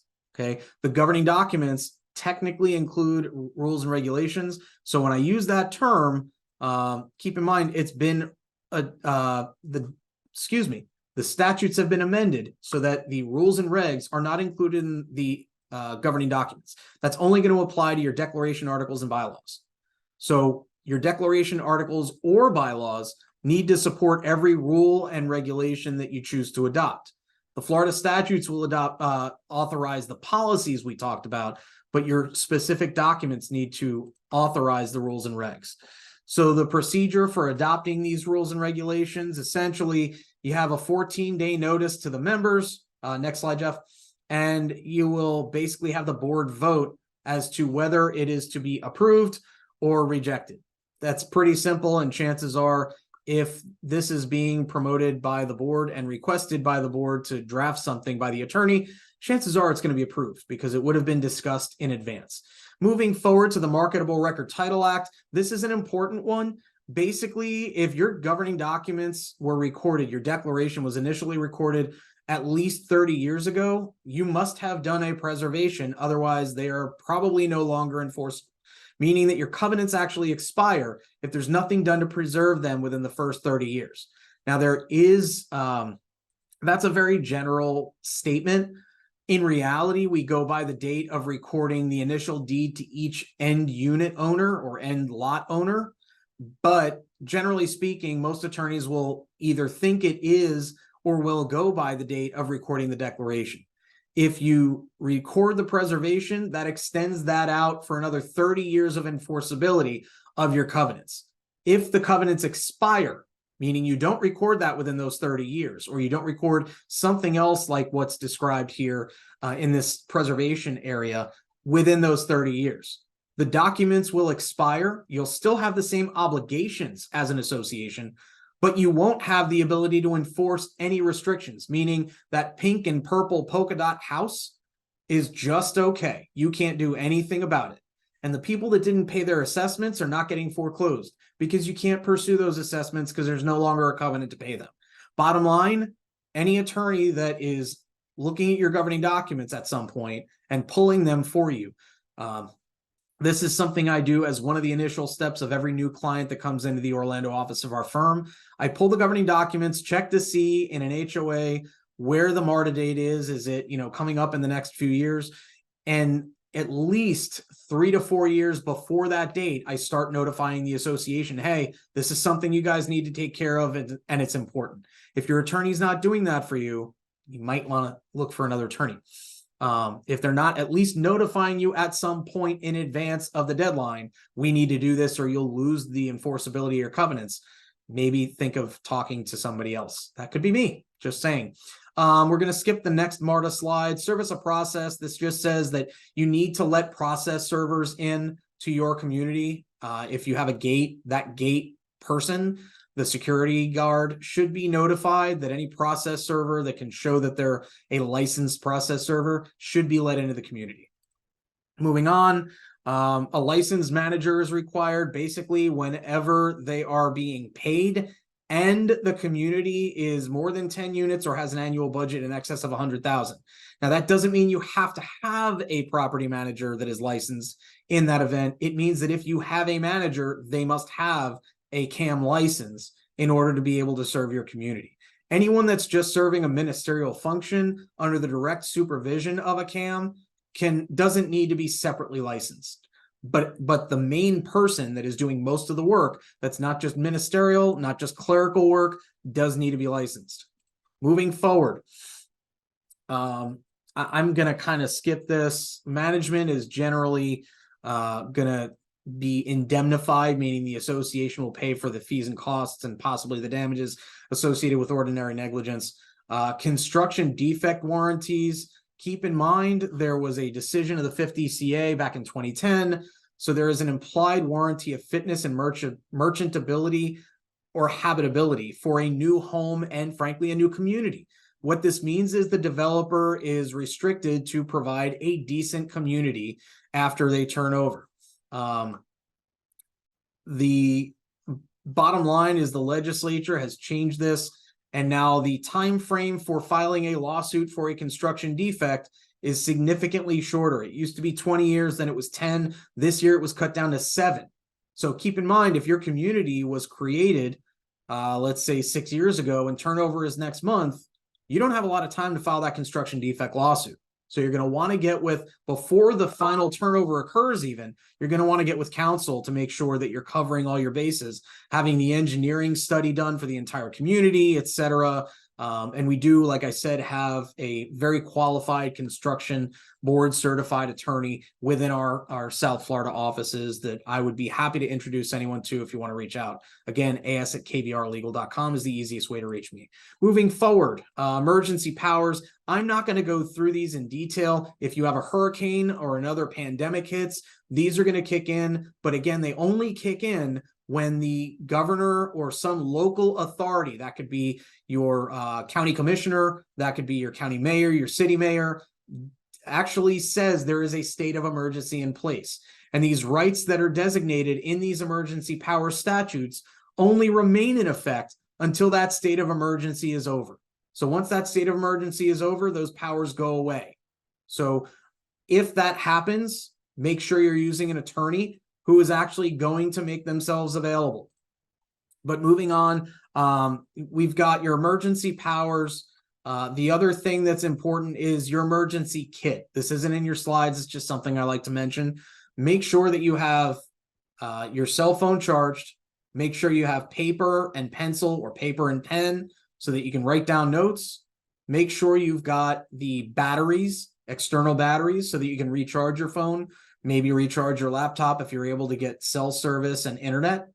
And then the last thing you're going to want, I know it sounds old school, get a radio so you can hear what's going on if you can't get access via your cell phone or your tablet or your computer. And my suggestion is have, in addition to flashlights, of course, but have one of those rotating charging radios so that you can always hear, and you don't need to worry about whether you run out of batteries or run out of sunlight or run out of anything else in the event of an emergency. So moving on from emergencies, private entities cannot swipe a driver's license unless you have the consent of that person. So in other words, forcing them to swipe the driver's license at your front gate is not allowed. So you have to allow them to say, no, I don't want to do it, except required for paying for goods and services with a method other than cash, verifying age, or preventing fraud or other criminal activity. None of these probably apply to the association. If the person consents, you can use the swipe. Otherwise, what you can do is, frankly, either look at it and be, okay, this person is this person, or take a photocopy, which is acceptable. You can manually collect and record the individual's information from the driver's license. So that's the other thing you might see is people either copying or typing up the information from the driver's license. Moving on to budgets, a budget, just so you're clear, is the board's best guess at what it's reasonably going to take to properly operate and maintain the community over the next year. You can't water down the budget. You can't say, well, we want our assessments to be artificially low. It is your fiduciary duty to present a proper budget that is going to cover all of the charges and all of the income that it's going to take to properly and fully operate and maintain that community over the next year up to the standards set forth in the declaration. So the directors don't have the right to artificially reduce, water down, or otherwise change the budget from what it should be to placate the membership. You can't cut back after the budget so that you can say, look, we were under budget. You need to spend what it takes. So if your budget needs to go up $1 million because the insurance cost went up, $500,000, $600,000 all of a sudden out of nowhere, that's what you need to do. Not artificially say, well, we're going to keep it low and then we'll levy a special assessment later. That's a great way of putting people in a bad position and ensuring that you end up having to levy special assessments that people can't pay and that they will eventually be foreclosed and you will be out your money or suddenly have a bunch of units or lots that you really didn't want to be owning and renting out or having us assist in selling. So notice and adoption of the budget, no assessments at meetings unless notice of the meeting says that assessments will be considered and the nature of the assessment. Again, non-emergency special assessments, you need to give 14 days notice. You can either give notice that the budget is available upon request or attach a copy to the notice of the budget adoption meeting. If it is, you do the latter and either you send a postcard that says you can request a copy, whatever it may be, that is the proper subject of a records inspection request and is subject to the same timeline, the same damages, the same attorney's fees and costs as any other records inspection request. So just make sure that you're complying with those requests. If you send out a notice saying you can get a copy of the budget upon request, make sure you comply with those requests. You need to prepare a budget. This is the next slide. That's adopted for the 12-month period and reflects the actual estimates. Practice tips, use last year's budget to start with next year's budget and just factor in what did we not account for last year that we think is going to recur? What do we think is going to happen this year that didn't happen last year, etc. And then anything in the operating section of the budget isn't restricted to a particular purpose. So the board can use that money, including if you ended up with a surplus last year, which, by the way, is not a profit that will hurt your not-profit status. That's a question I've gotten several times. But you can use that money for any other line item that's in the governing document. So if you've got extra money lying from last year, that's where you can reduce your budget and say, well, we've already got a surplus from last year. We can reduce the budget by that amount this year. The main sections that the budget should include are operating and reserves. That's basically what you need to bring in. If you have reserves, not every community, not every HOA has reserves. You don't have to unless it's in the governing documents, it's adopted by the members, or it was adopted by the developer. And I'm not going to go into detail because, frankly, if you have a manager, they're going to create all this. And if not, this information is kind of vague. So it's just the general concepts of what need to be included. So we're going to skip over just to save some time We're going to skip the operating expenses. We're going to skip the definitions for reserves. We talked about all the ways that reserves can be created. Anything that's created in any way other than what's in this second bullet, back one, please, Jeff. Back one more. There you go. Anything that's in this second bullet is the way to actually create a reserve. Anything that is labeled as a reserve in your budget that isn't one of those three things is not a reserve, and it's not mandatory. So it's not subjected to the calculations or restrictions on use of those funds, meaning you don't need a member vote to use them for another purpose, because they're not real reserves, and that statute that limits your use of those reserves simply doesn't apply. Now we can move on to the next one. Computing the reserve, you're basically taking the estimated useful life of whatever the asset is that you're saving money for and dividing that by the cost. So if you've got a roof that's going to cost $100,000 to repair, you don't think you're going to have to do that for 10 years. You're going to have to save $10,000 a year for 10 years to come up with that 100 grand. Okay. Yes, it gets more complicated. Another thing you might want to consider is every couple of years, a lot of communities do every 3 or every 5, having a reserve study performed to determine how much it's actually going to cost. Because that roof that costs $100,000 now may, by the time that you're actually doing the repairs, cost $200,000. Well, if you knew that in year 5, then you would have spent years 6 through 10 saving enough money so that in year 10, you're not suddenly finding that you only have $100,000 and you thought you needed more.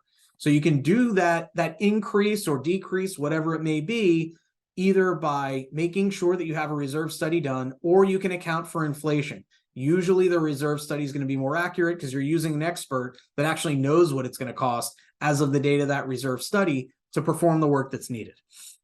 Now, that is a straight line reserve. It's the save the dollars over this amount of years. The other option is a pooled reserve. Okay, this is the item number 4 here. You're basically shoving all this money into one pot, and once each component is expected to fail, meaning it's going to need work or it's going to need to be replaced, at that time you should have enough money available to cover the cost of that repair or replacement. That's pooled reserves. Frankly, it ends up being much less costly to do a pooled reserve because you're not required to keep the dollars that you're not going to use for 20 years in your accounts during those 20 years. You're only saving what's needed for the next few years.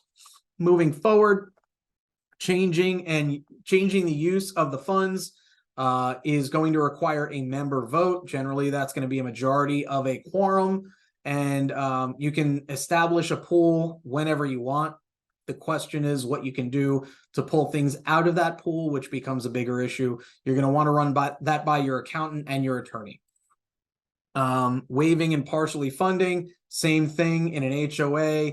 You're going to have a majority of the total voting interests of the association need to vote in favor of that waiving and partially funding and or terminating the reserve. In other words, you can say, we don't need this reserve anymore. That component failed. We replaced it with something completely different that doesn't need a reserve. Okay, we can terminate that reserve now. Special assessments, we already went through, I think, all of this. Special assessments that are not paid get collected the same way as any other assessment. That's, I think, the major issue we hadn't touched. Let's see. So, right. And if a member vote is required and can't be obtained and you need the special assessment, what does the board do? Well, look to alternative funding sources. In other words, you might either get a loan to cover whatever you need, so that hopefully you've got the money for whatever work was needed that you couldn't get the special assessment accomplished for, or you might move forward and skip that loan, or if you can't get one, you might have to amend the budget so that your regular assessments go up to where they should have been all along. Financial reports, frankly, I'm allowed to skip, I think, 2 sections out of this entire seminar, and this is one that I'm going to skip through rather quickly. The level of financial reporting, bottom line, you do have to produce financial reports after the end of the fiscal year. The level of financial reporting, frankly, the bottom line is this is the mo money, mo problems solution to financing.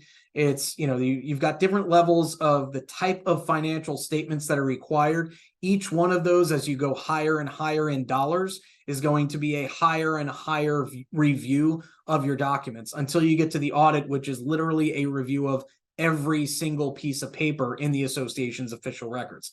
The less than $150,000, the report of cash receipts and expenditures, is literally a spreadsheet of what you brought in and what you spent.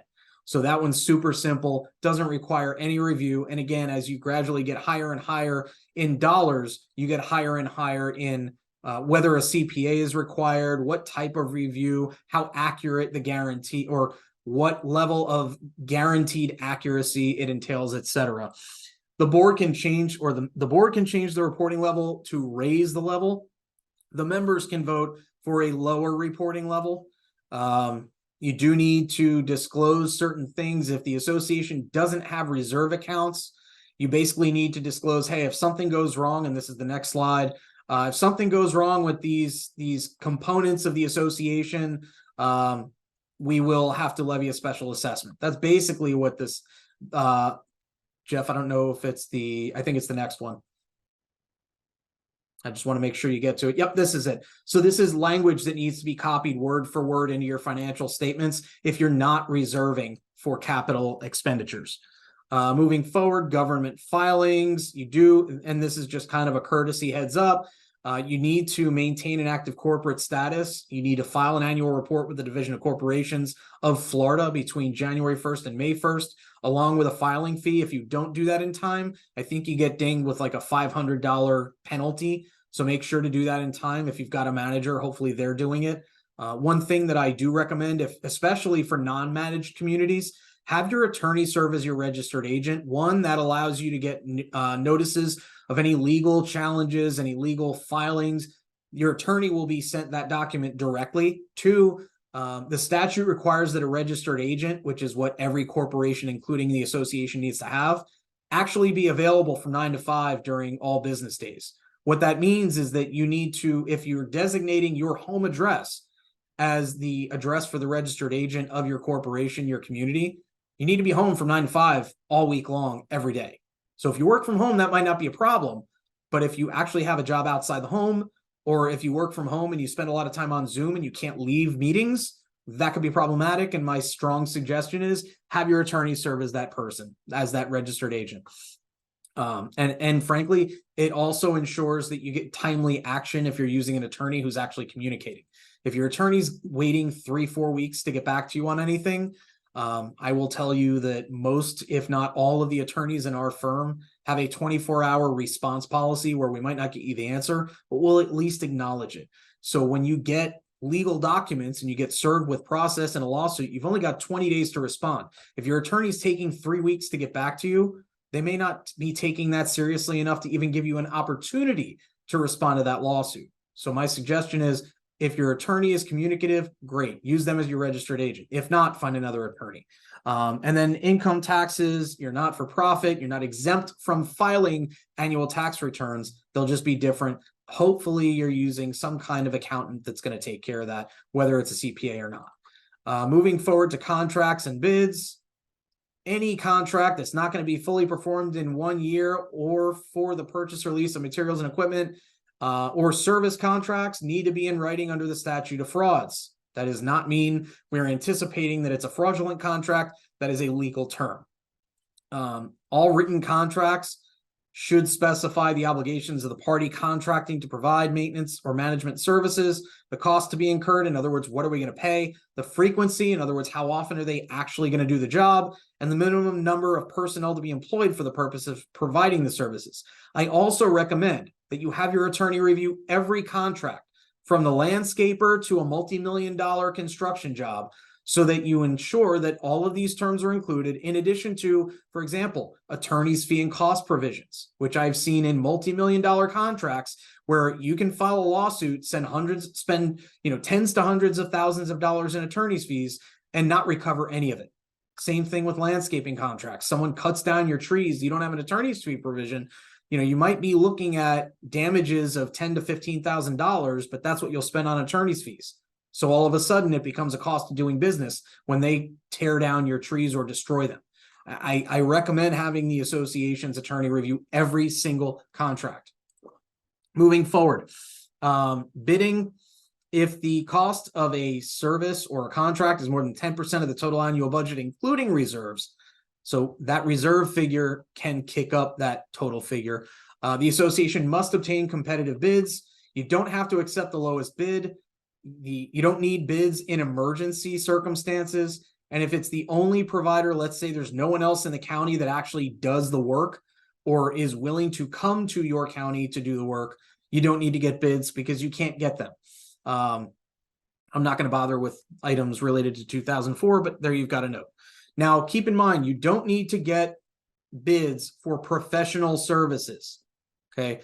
All the contracts for these services need to be in writing, but you don't need to get bids. Okay. If a contract with a manager is made by competitive bids, in other words, you got 3 options, that can be made for up to 3 years. Moving forward, if a contract was awarded under the competitive bid procedures, any renewal is not subject to competitive bids if the contract provides a provision that allows the association to cancel on 30 days notice. So that's another provision that we're going to try and insert so that you don't have to get competitive bids for every renewal of a contract with a potential vendor. If this language is there, great. If it's not, which it probably won't be unless we get involved or your attorney gets involved and knows of this requirement, chances are you're going to have to get competitive bids. If the term of the agreement renews every year, you're going to have to get competitive bids every year. You may want to do that, you might not. So moving forward, communication services. This is not the subject of a specific webinar, but honestly, I think it's one of those things. Just reach out to your counsel if you're trying to get a bulk cable or a bulk internet contract. I don't think we have the time to go through it today because we're already at 148 and we're only on slide 112. Moving forward to use right suspensions. This is a big one. Covenant enforcement is item, frankly, for me, it's item number 1, but it's item number 3. The only other policy we didn't talk about that I think is crucial is collection of unpaid assessments. But use right suspensions, voting suspensions, and fining, 2 of 3 are valuable tools. I don't really like fining, and we'll talk about why. Here's the process for levying a fine or for a use right suspension for anything other than a monetary obligation that hasn't been paid. Okay, these are non-monetary. We're talking about violations of your covenants. Okay, you need to have the board vote to levy the fine or the suspension. You need to provide 14 days notice of a hearing before a separate impartial fining or violation committee. Now, under the statute, it's been clarified this year, you must provide the meeting, not just notice that a meeting can be held if the owner requests one. At that meeting, 14 days after the board approved it, if there's no approval by that committee, there's no fine or suspension. If that committee approves it, they provide the notice, and they basically tell the owner, hey, or the occupants, whoever it may be, your use rights are suspended. What does that mean? It means that someone can't use your gym. They can't use other amenities. It doesn't mean they can't access their property. It doesn't mean they can't get into the community. It doesn't mean that you're shutting off utility services to their property. So keep in mind, all of these things need to happen. Now, a fine can't be more than $100 per violation unless the governing documents say otherwise. And for continuing violations, can't be $1,000, can't be more than $1,000 unless the governing documents say otherwise. The other thing is generally fines can't become a lien against the property unless they're at least $1,000 and your governing documents say that fines can become a lien. The fine payment is due 5 days after the date of the committee meeting. Now, another thing that people get confused about, fines are due 5 days after the date of the committee meeting.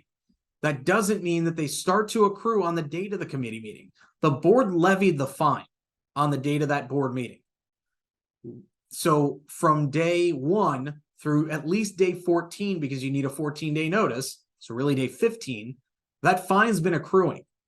So it's going to be either $1,000 if that's your max, or $1,500 if you're allowed to go over that. It's not going to be that the fine starts on the day of the fining committee meeting. So a lot of even attorneys seem to misunderstand that part. Moving forward, I usually will go through about 10 minutes of why I don't like fines. I don't think we have the time today, but I will clarify very briefly. You're basically doing the judge's job by holding an evidentiary hearing and deciding someone's fate. And perhaps more importantly, you are not really getting compliance, which is the goal of the covenant enforcement process. Now, we have a really detailed covenant enforcement class. That's another one that I suggest you go back on our website and take a look at. But the bottom line is your goal of enforcement, your goal of telling someone they did wrong in your community should be to stop the behavior that's going on now and stop them from doing it again.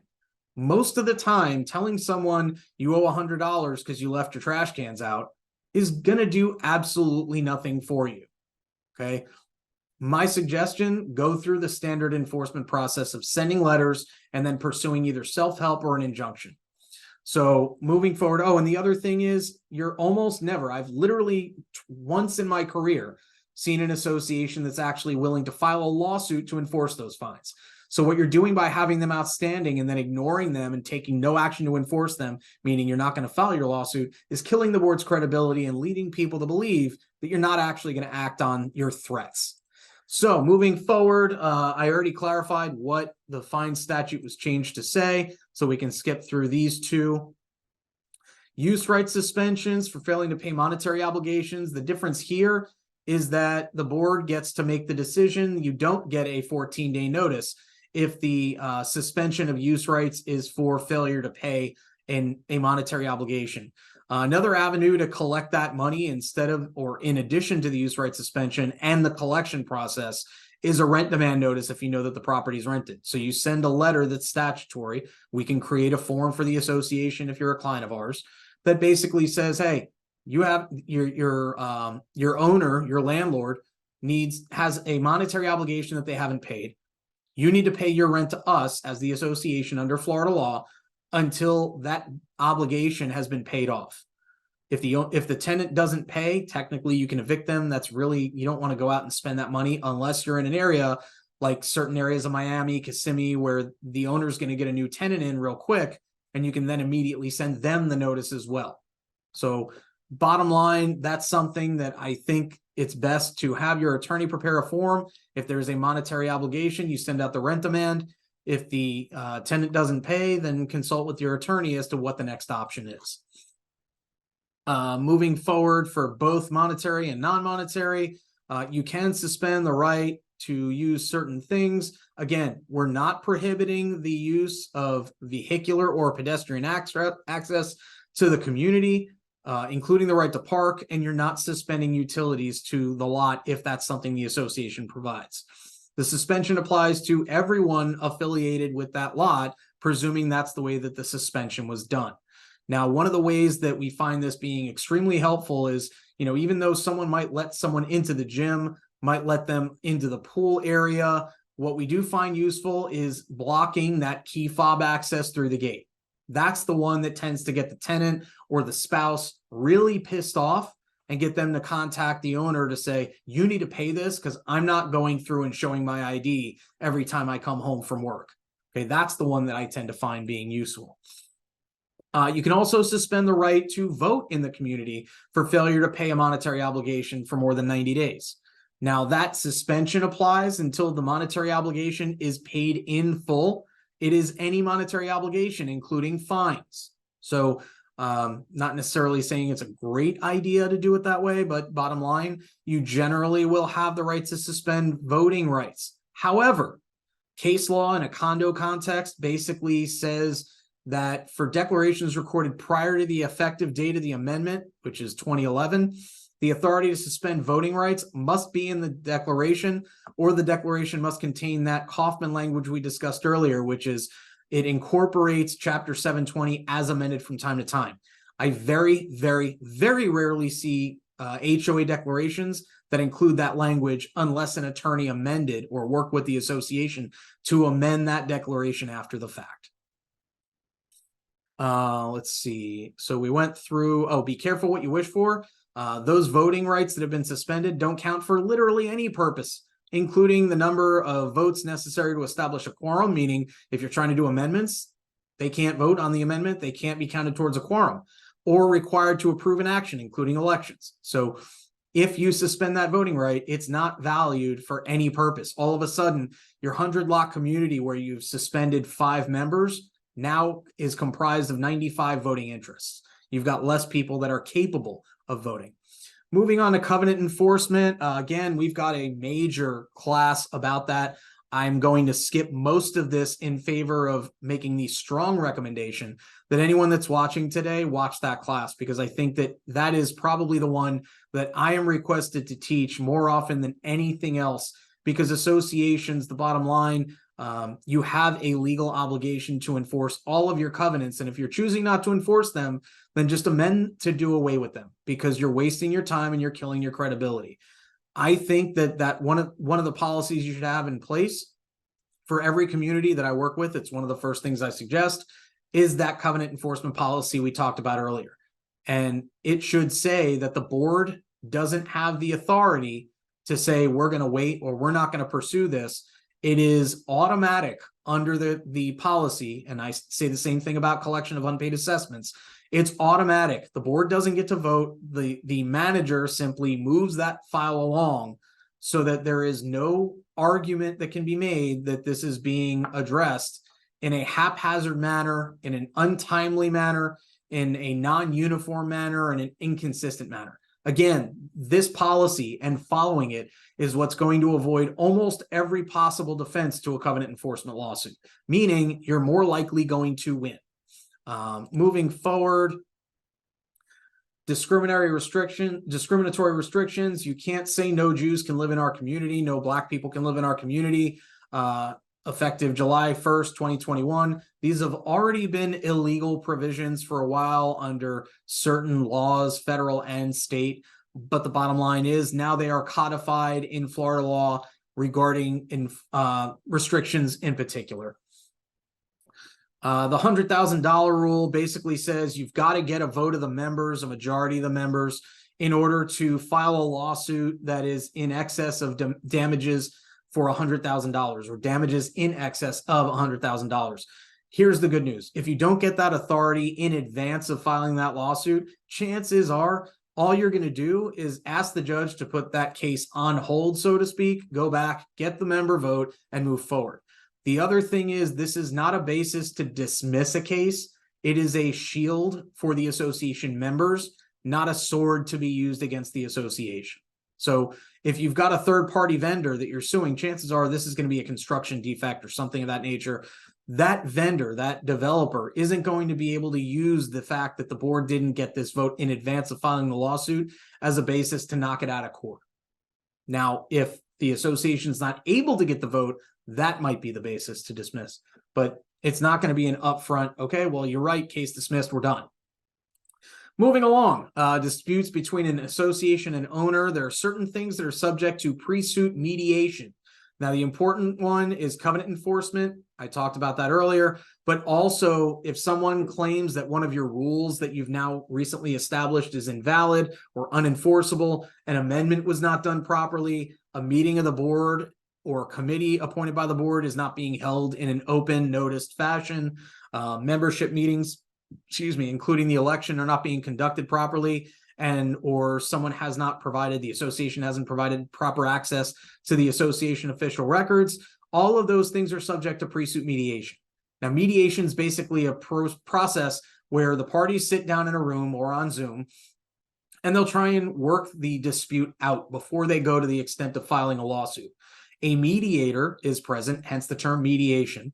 And that mediator, which is something that I and two other attorneys within the firm do on a semi-regular basis, we'll sit down and we'll say, listen, none of these parties are our clients. We're not a judge. We're not the jury. We don't make decisions for you. You guys get to decide what's acceptable. But we're going to push both sides to try and reach a mutually agreeable solution to this dispute.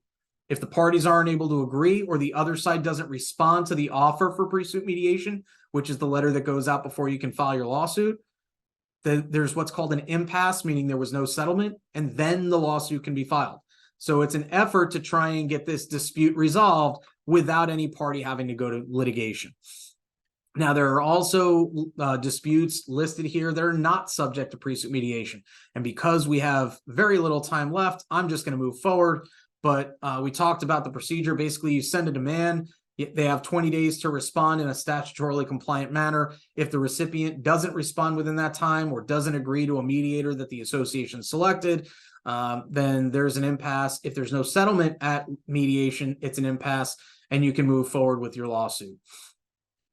Prevailing party attorney's fees are only in existence if authorized by contract or statute. That's one of the reasons I mentioned earlier. I strongly suggest that you have your attorney review every contract to make sure that if you want an attorney's fee provision in there, not only is it there, but it's enforceable and would benefit you as the association in the event that either you get sued or you have to sue the other side. So I'm not going to go beyond that, but keep in mind, if there is an offer for pre-suit mediation sent and it's statutorily compliant and the other side doesn't respond and agree to mediation, they lose their right to recover attorney's fees and costs, even if they win that subsequent lawsuit.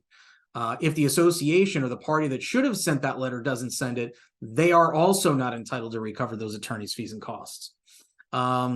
Let's see. The first step that you should be taking in the enforcement process is basically saying, hey, you need to do X, Y, Z, and you need to do it by a certain date, or we're going to take the next step.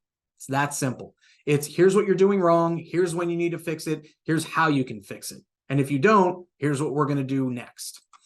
Moving on to self-help versus injunctions, I'm going to very briefly skip through Moriello and Meconico. These are two cases that came out since April of 2022. And essentially what they say is if you have a self-help provision in your governing documents, meaning you are authorized to go enter onto someone's property and cure a covenant violation. In other words, go cut their grass because they haven't in 6 months. Go paint their mailbox. Go fix their roof.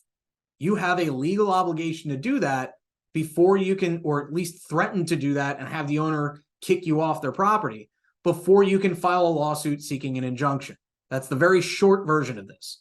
Okay, so Moriello basically says you've got that obligation, and I'm sure I know what you're thinking because it's what all of the attorneys in Florida were thinking. Well, it's not reasonable to say that I need to go onto the roof and fix it, but it might be reasonable to say I need to go out and cut the grass.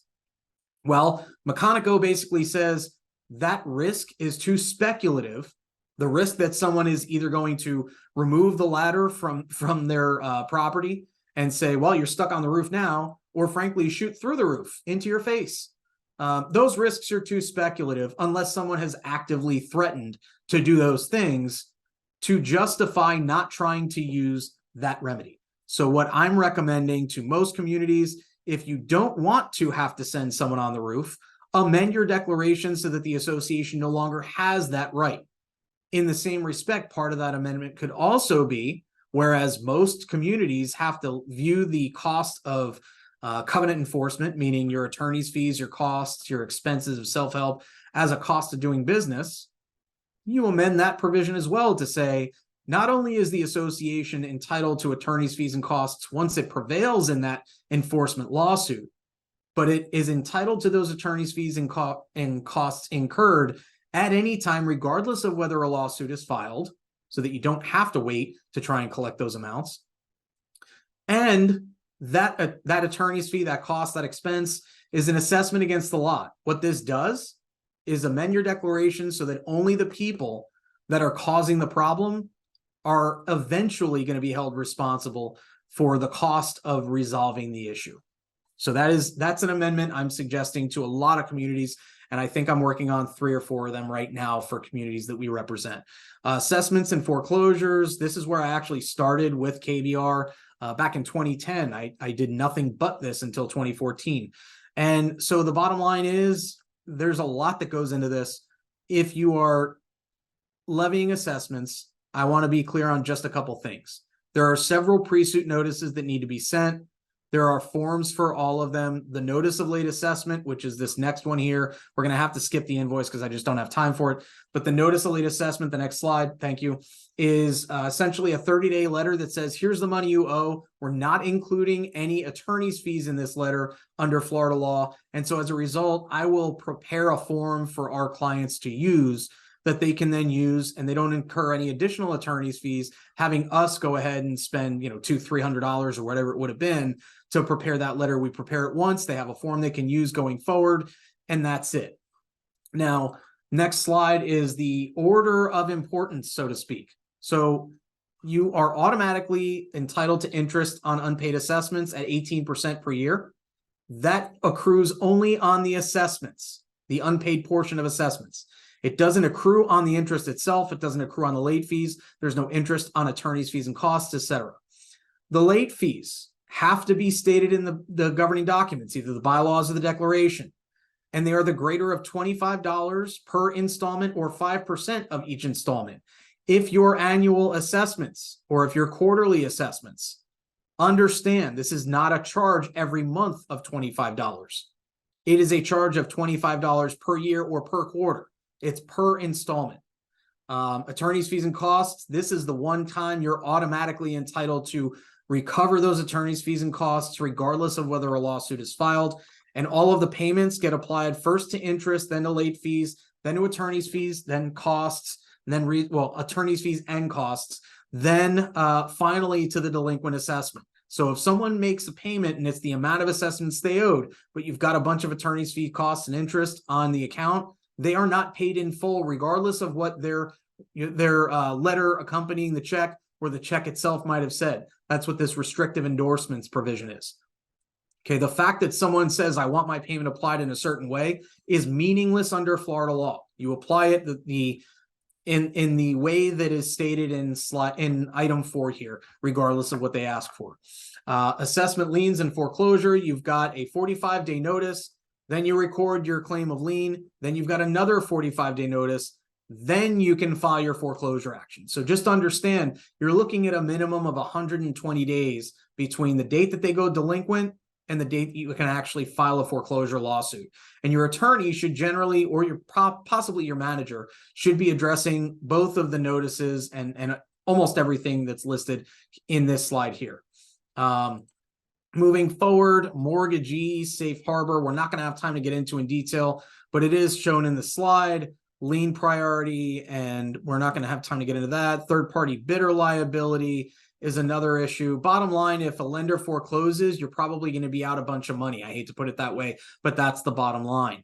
Moving on to acceleration of lender foreclosures. This basically gives a couple suggestions, but there are a bunch of options as to how you can move a lender's case along if they're sitting around and you have unpaid assessments that you're not pursuing because the lender is already foreclosing. Because keep in mind, if that lender forecloses and you've been named in the foreclosure action, most of your assessments, if not all of them, are going to be wiped out. We do have a collection class that I did, I think just a month ago, that you might want to check out online, and hopefully you can use that to replace this portion of what we're talking about. The order to show cause, which is the next slide, is another tool that you can use in mortgage foreclosure cases to try and get the case moving along if the circumstances are right. And all of these options are things you're going to want to talk through with your attorney who's handling the mortgage foreclosure case.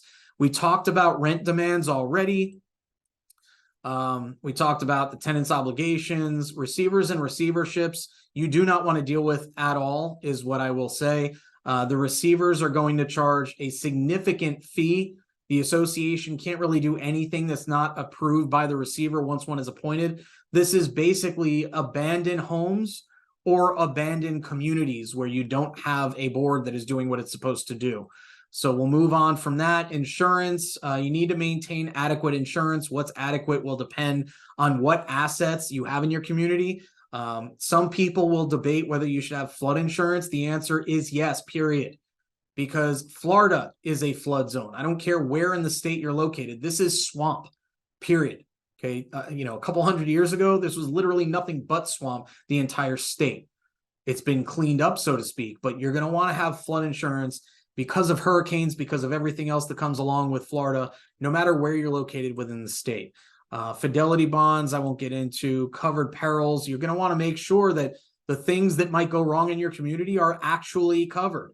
So you're going to want to have your attorney potentially reviewing that insurance policy, and hopefully you're working with an insurance broker who is capable of interpreting that, but don't rely exclusively on your insurance broker, because they are probably not an attorney and they are probably not necessarily qualified to give legal opinions as to what must be covered and what must not be covered under your particular policy. Claims and limitations. The only thing I'll mention about that is if the association almost ever gets sued, save some money potentially by submitting an insurance claim. At the same time you send it over to your attorney, if your attorney's not your registered agent, I strongly suggest considering submitting an insurance claim to make sure that if that insurance company can appoint an attorney, you don't have to pay your attorney the attorney's fees from start to finish. You know, it could be $25,000 in attorney's fees to defend that lawsuit versus your deductible, which is all you pay with the insurer, of $2,500, $5,000, whatever it may be. So I know that's not what this slide talks about, but it is what I want to mention here. Transfer fees and estoppel certificates, we don't have time to get into. Bottom line, make sure that you are responding within 10 business days after getting a request for an estoppel certificate. We do have in here some of the requirements that need to be included in the estoppel certificate. And then we go, let's see, contents. We also have the fees that can be charged. So the estoppel certificate fee is going to be $299 if the governing documents or your board adopted policies say so. So just have a policy that basically mirrors the charges that are listed here and say, this is what we're going to charge. Jeff, moving to next one. Good. Okay. Moving along, reimbursement is something a lot of people don't know about. That's the next slide here. It's basically if the person that paid for the estoppel requests a reimbursement within 30 days after the closing was supposed to occur, the association actually does need to pay that back to the person that initially paid. And that's not just a write-off for the association. It's not, we did the work, we don't get paid for it. That gets added and tacked on to the assessment account for that particular lot or those lots. The estoppel certificate's good for 30 days if it's mailed, which I've never seen happen. It's good for 35 days. If you need to amend it because you find that there is information that's changed or was inaccurate, you have to prepare an amended estoppel certificate. It's good for a new 30 to 35 day period, and there is no charge for that. If you don't provide the estoppel within the 10 business days after it's requested, you also cannot charge for that estoppel certificate. The other thing, if any information that's not included in that estoppel certificate is not something that you can act on, it's an estoppel. You are estopped from collecting those amounts or enforcing the violations that are not listed in that certificate. So make sure it's accurate, including reaching out to counsel to make sure that if that account is in collection, that the attorney is providing the payoff information so that all the attorney's fees and costs that they've incurred but haven't charged you yet, for example, if you're under our collection retainer policy that basically says you don't pay any attorney's fees and costs until the file is closed, other than that $450 per year. And I say that presuming that a lot of the people on this meeting know what I'm talking about. Please reach out to me if you don't know what I'm talking about and that's interesting to your community.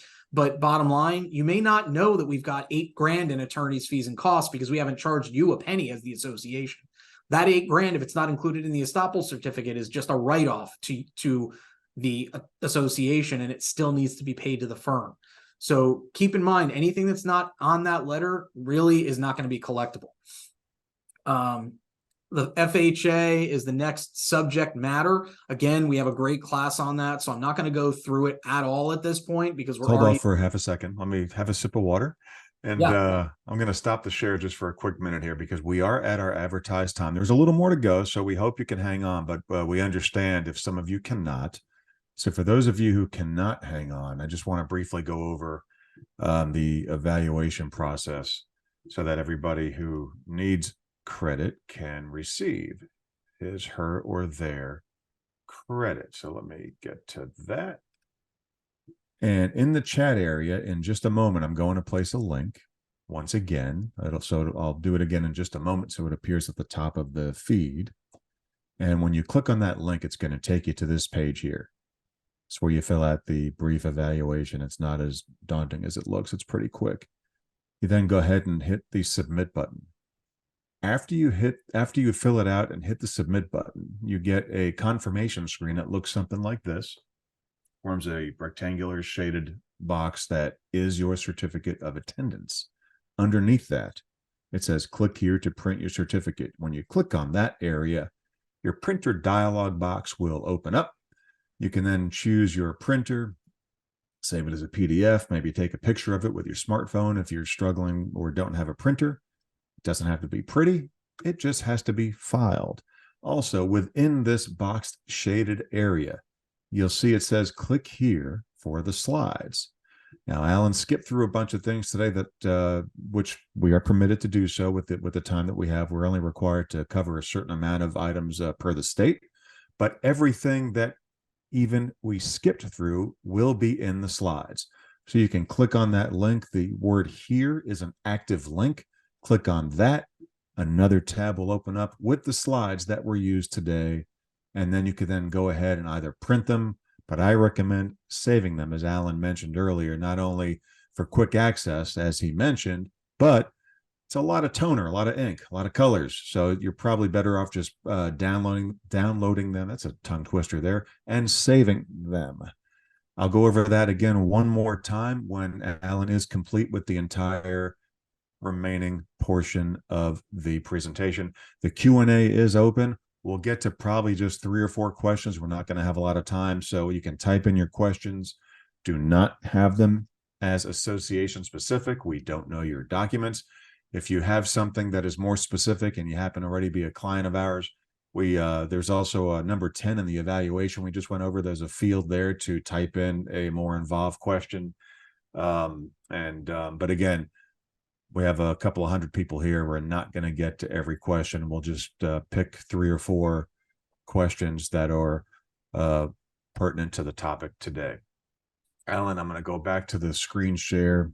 No, Jeff, just to be clear, other than the final slide with my contact info, there's no need. I did scroll through to make sure that we've covered as much as we need to, and technically we've done that. So rather than hold everyone longer, I'd rather deal with more of the Q&A. And then if anyone has questions that we didn't get to at the end of today, I welcome whoever still has questions to just go ahead and email me at the email address that is, I think, in the chat, but either way will be in the slides.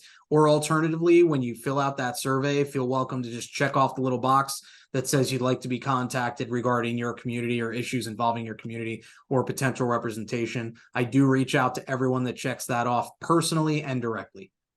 Sounds great. And I just re-entered the evaluation link into the chat. So folks, if you don't see the chat area, at the bottom of your screen, there's a little icon that says chat. Click on that and it'll open up. It's only one way. You can't chat with us. You're using the Q&A, but we can send chats to you. So Alan, there's 3 questions in the Q&A. You want to take the first one? Sure. Okay. So the question is, what policies can you implement if you have a resident making lots of document requests and knows Florida law? Act as if managed building taking a lot of management time to respond, taking away from the ability to fully manage.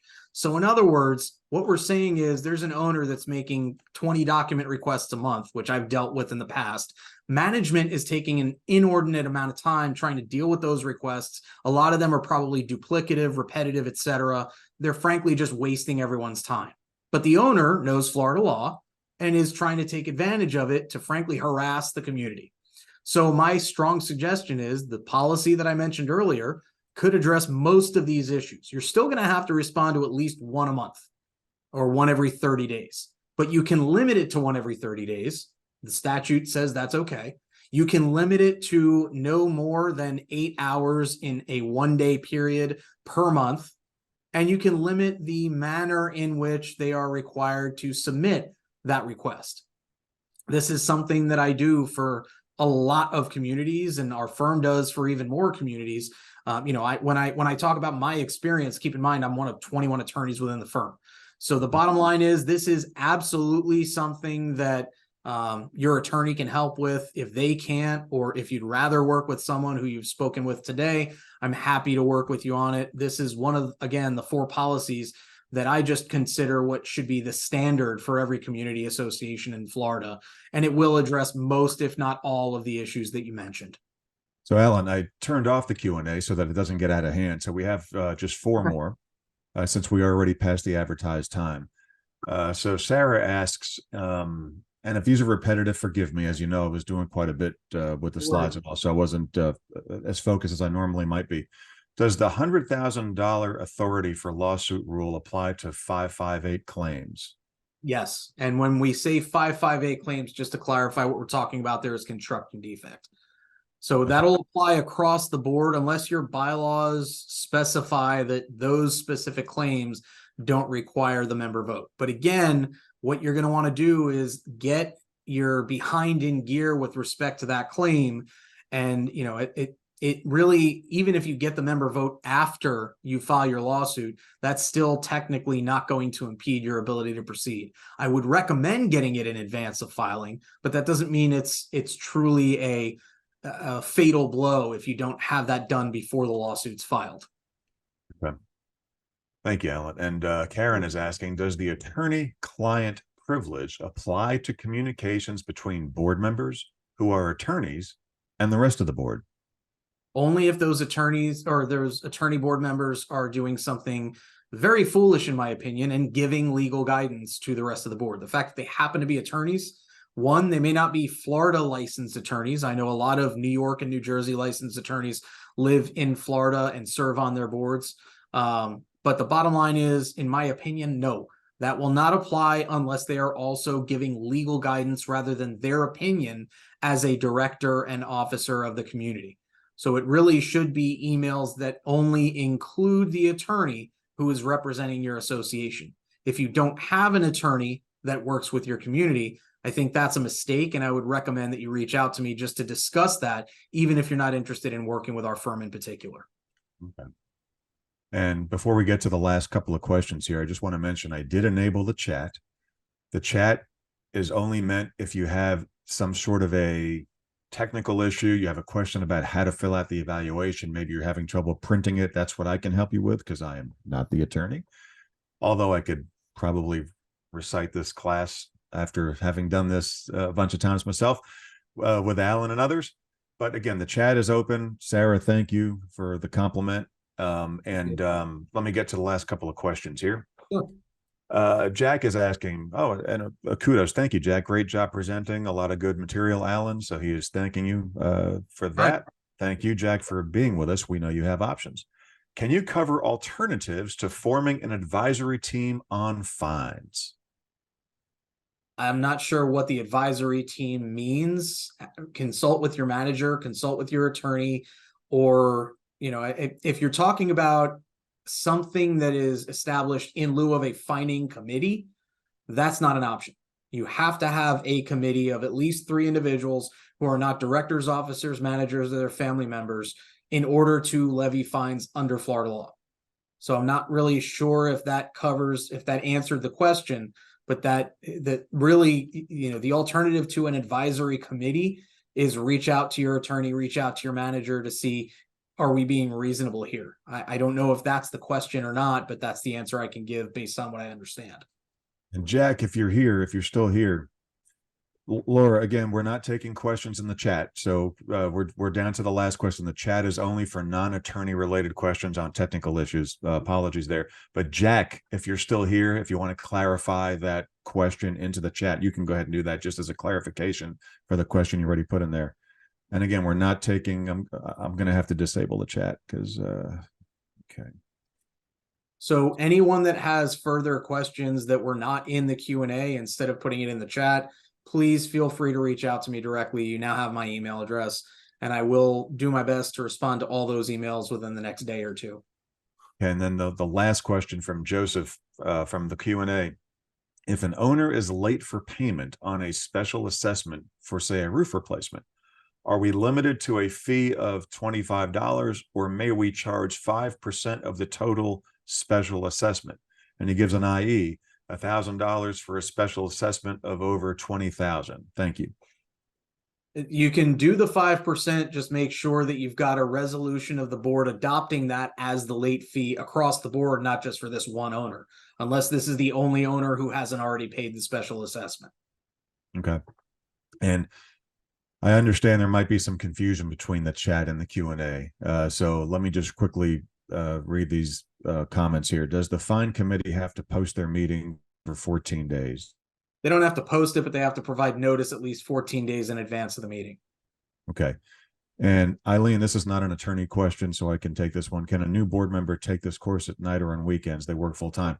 So we offer courses all different times. Each month it varies. Sometimes we do them in the evening. Sometimes I don't think we ever really do them on the weekends. If you're a client of the firm, sometimes I know we've done this where you can ask your attorney that represents your association within KBR to give you the form that you read and understand, the documents, the rules and regs, so on and so forth. And then what you can do is that is sufficient, but we always recommend you watching or taking this course so you can, if you're a client of the firm, ask for that form, sign it, submit it, and then go online to one of our the most recent edition of the HOA course, like today.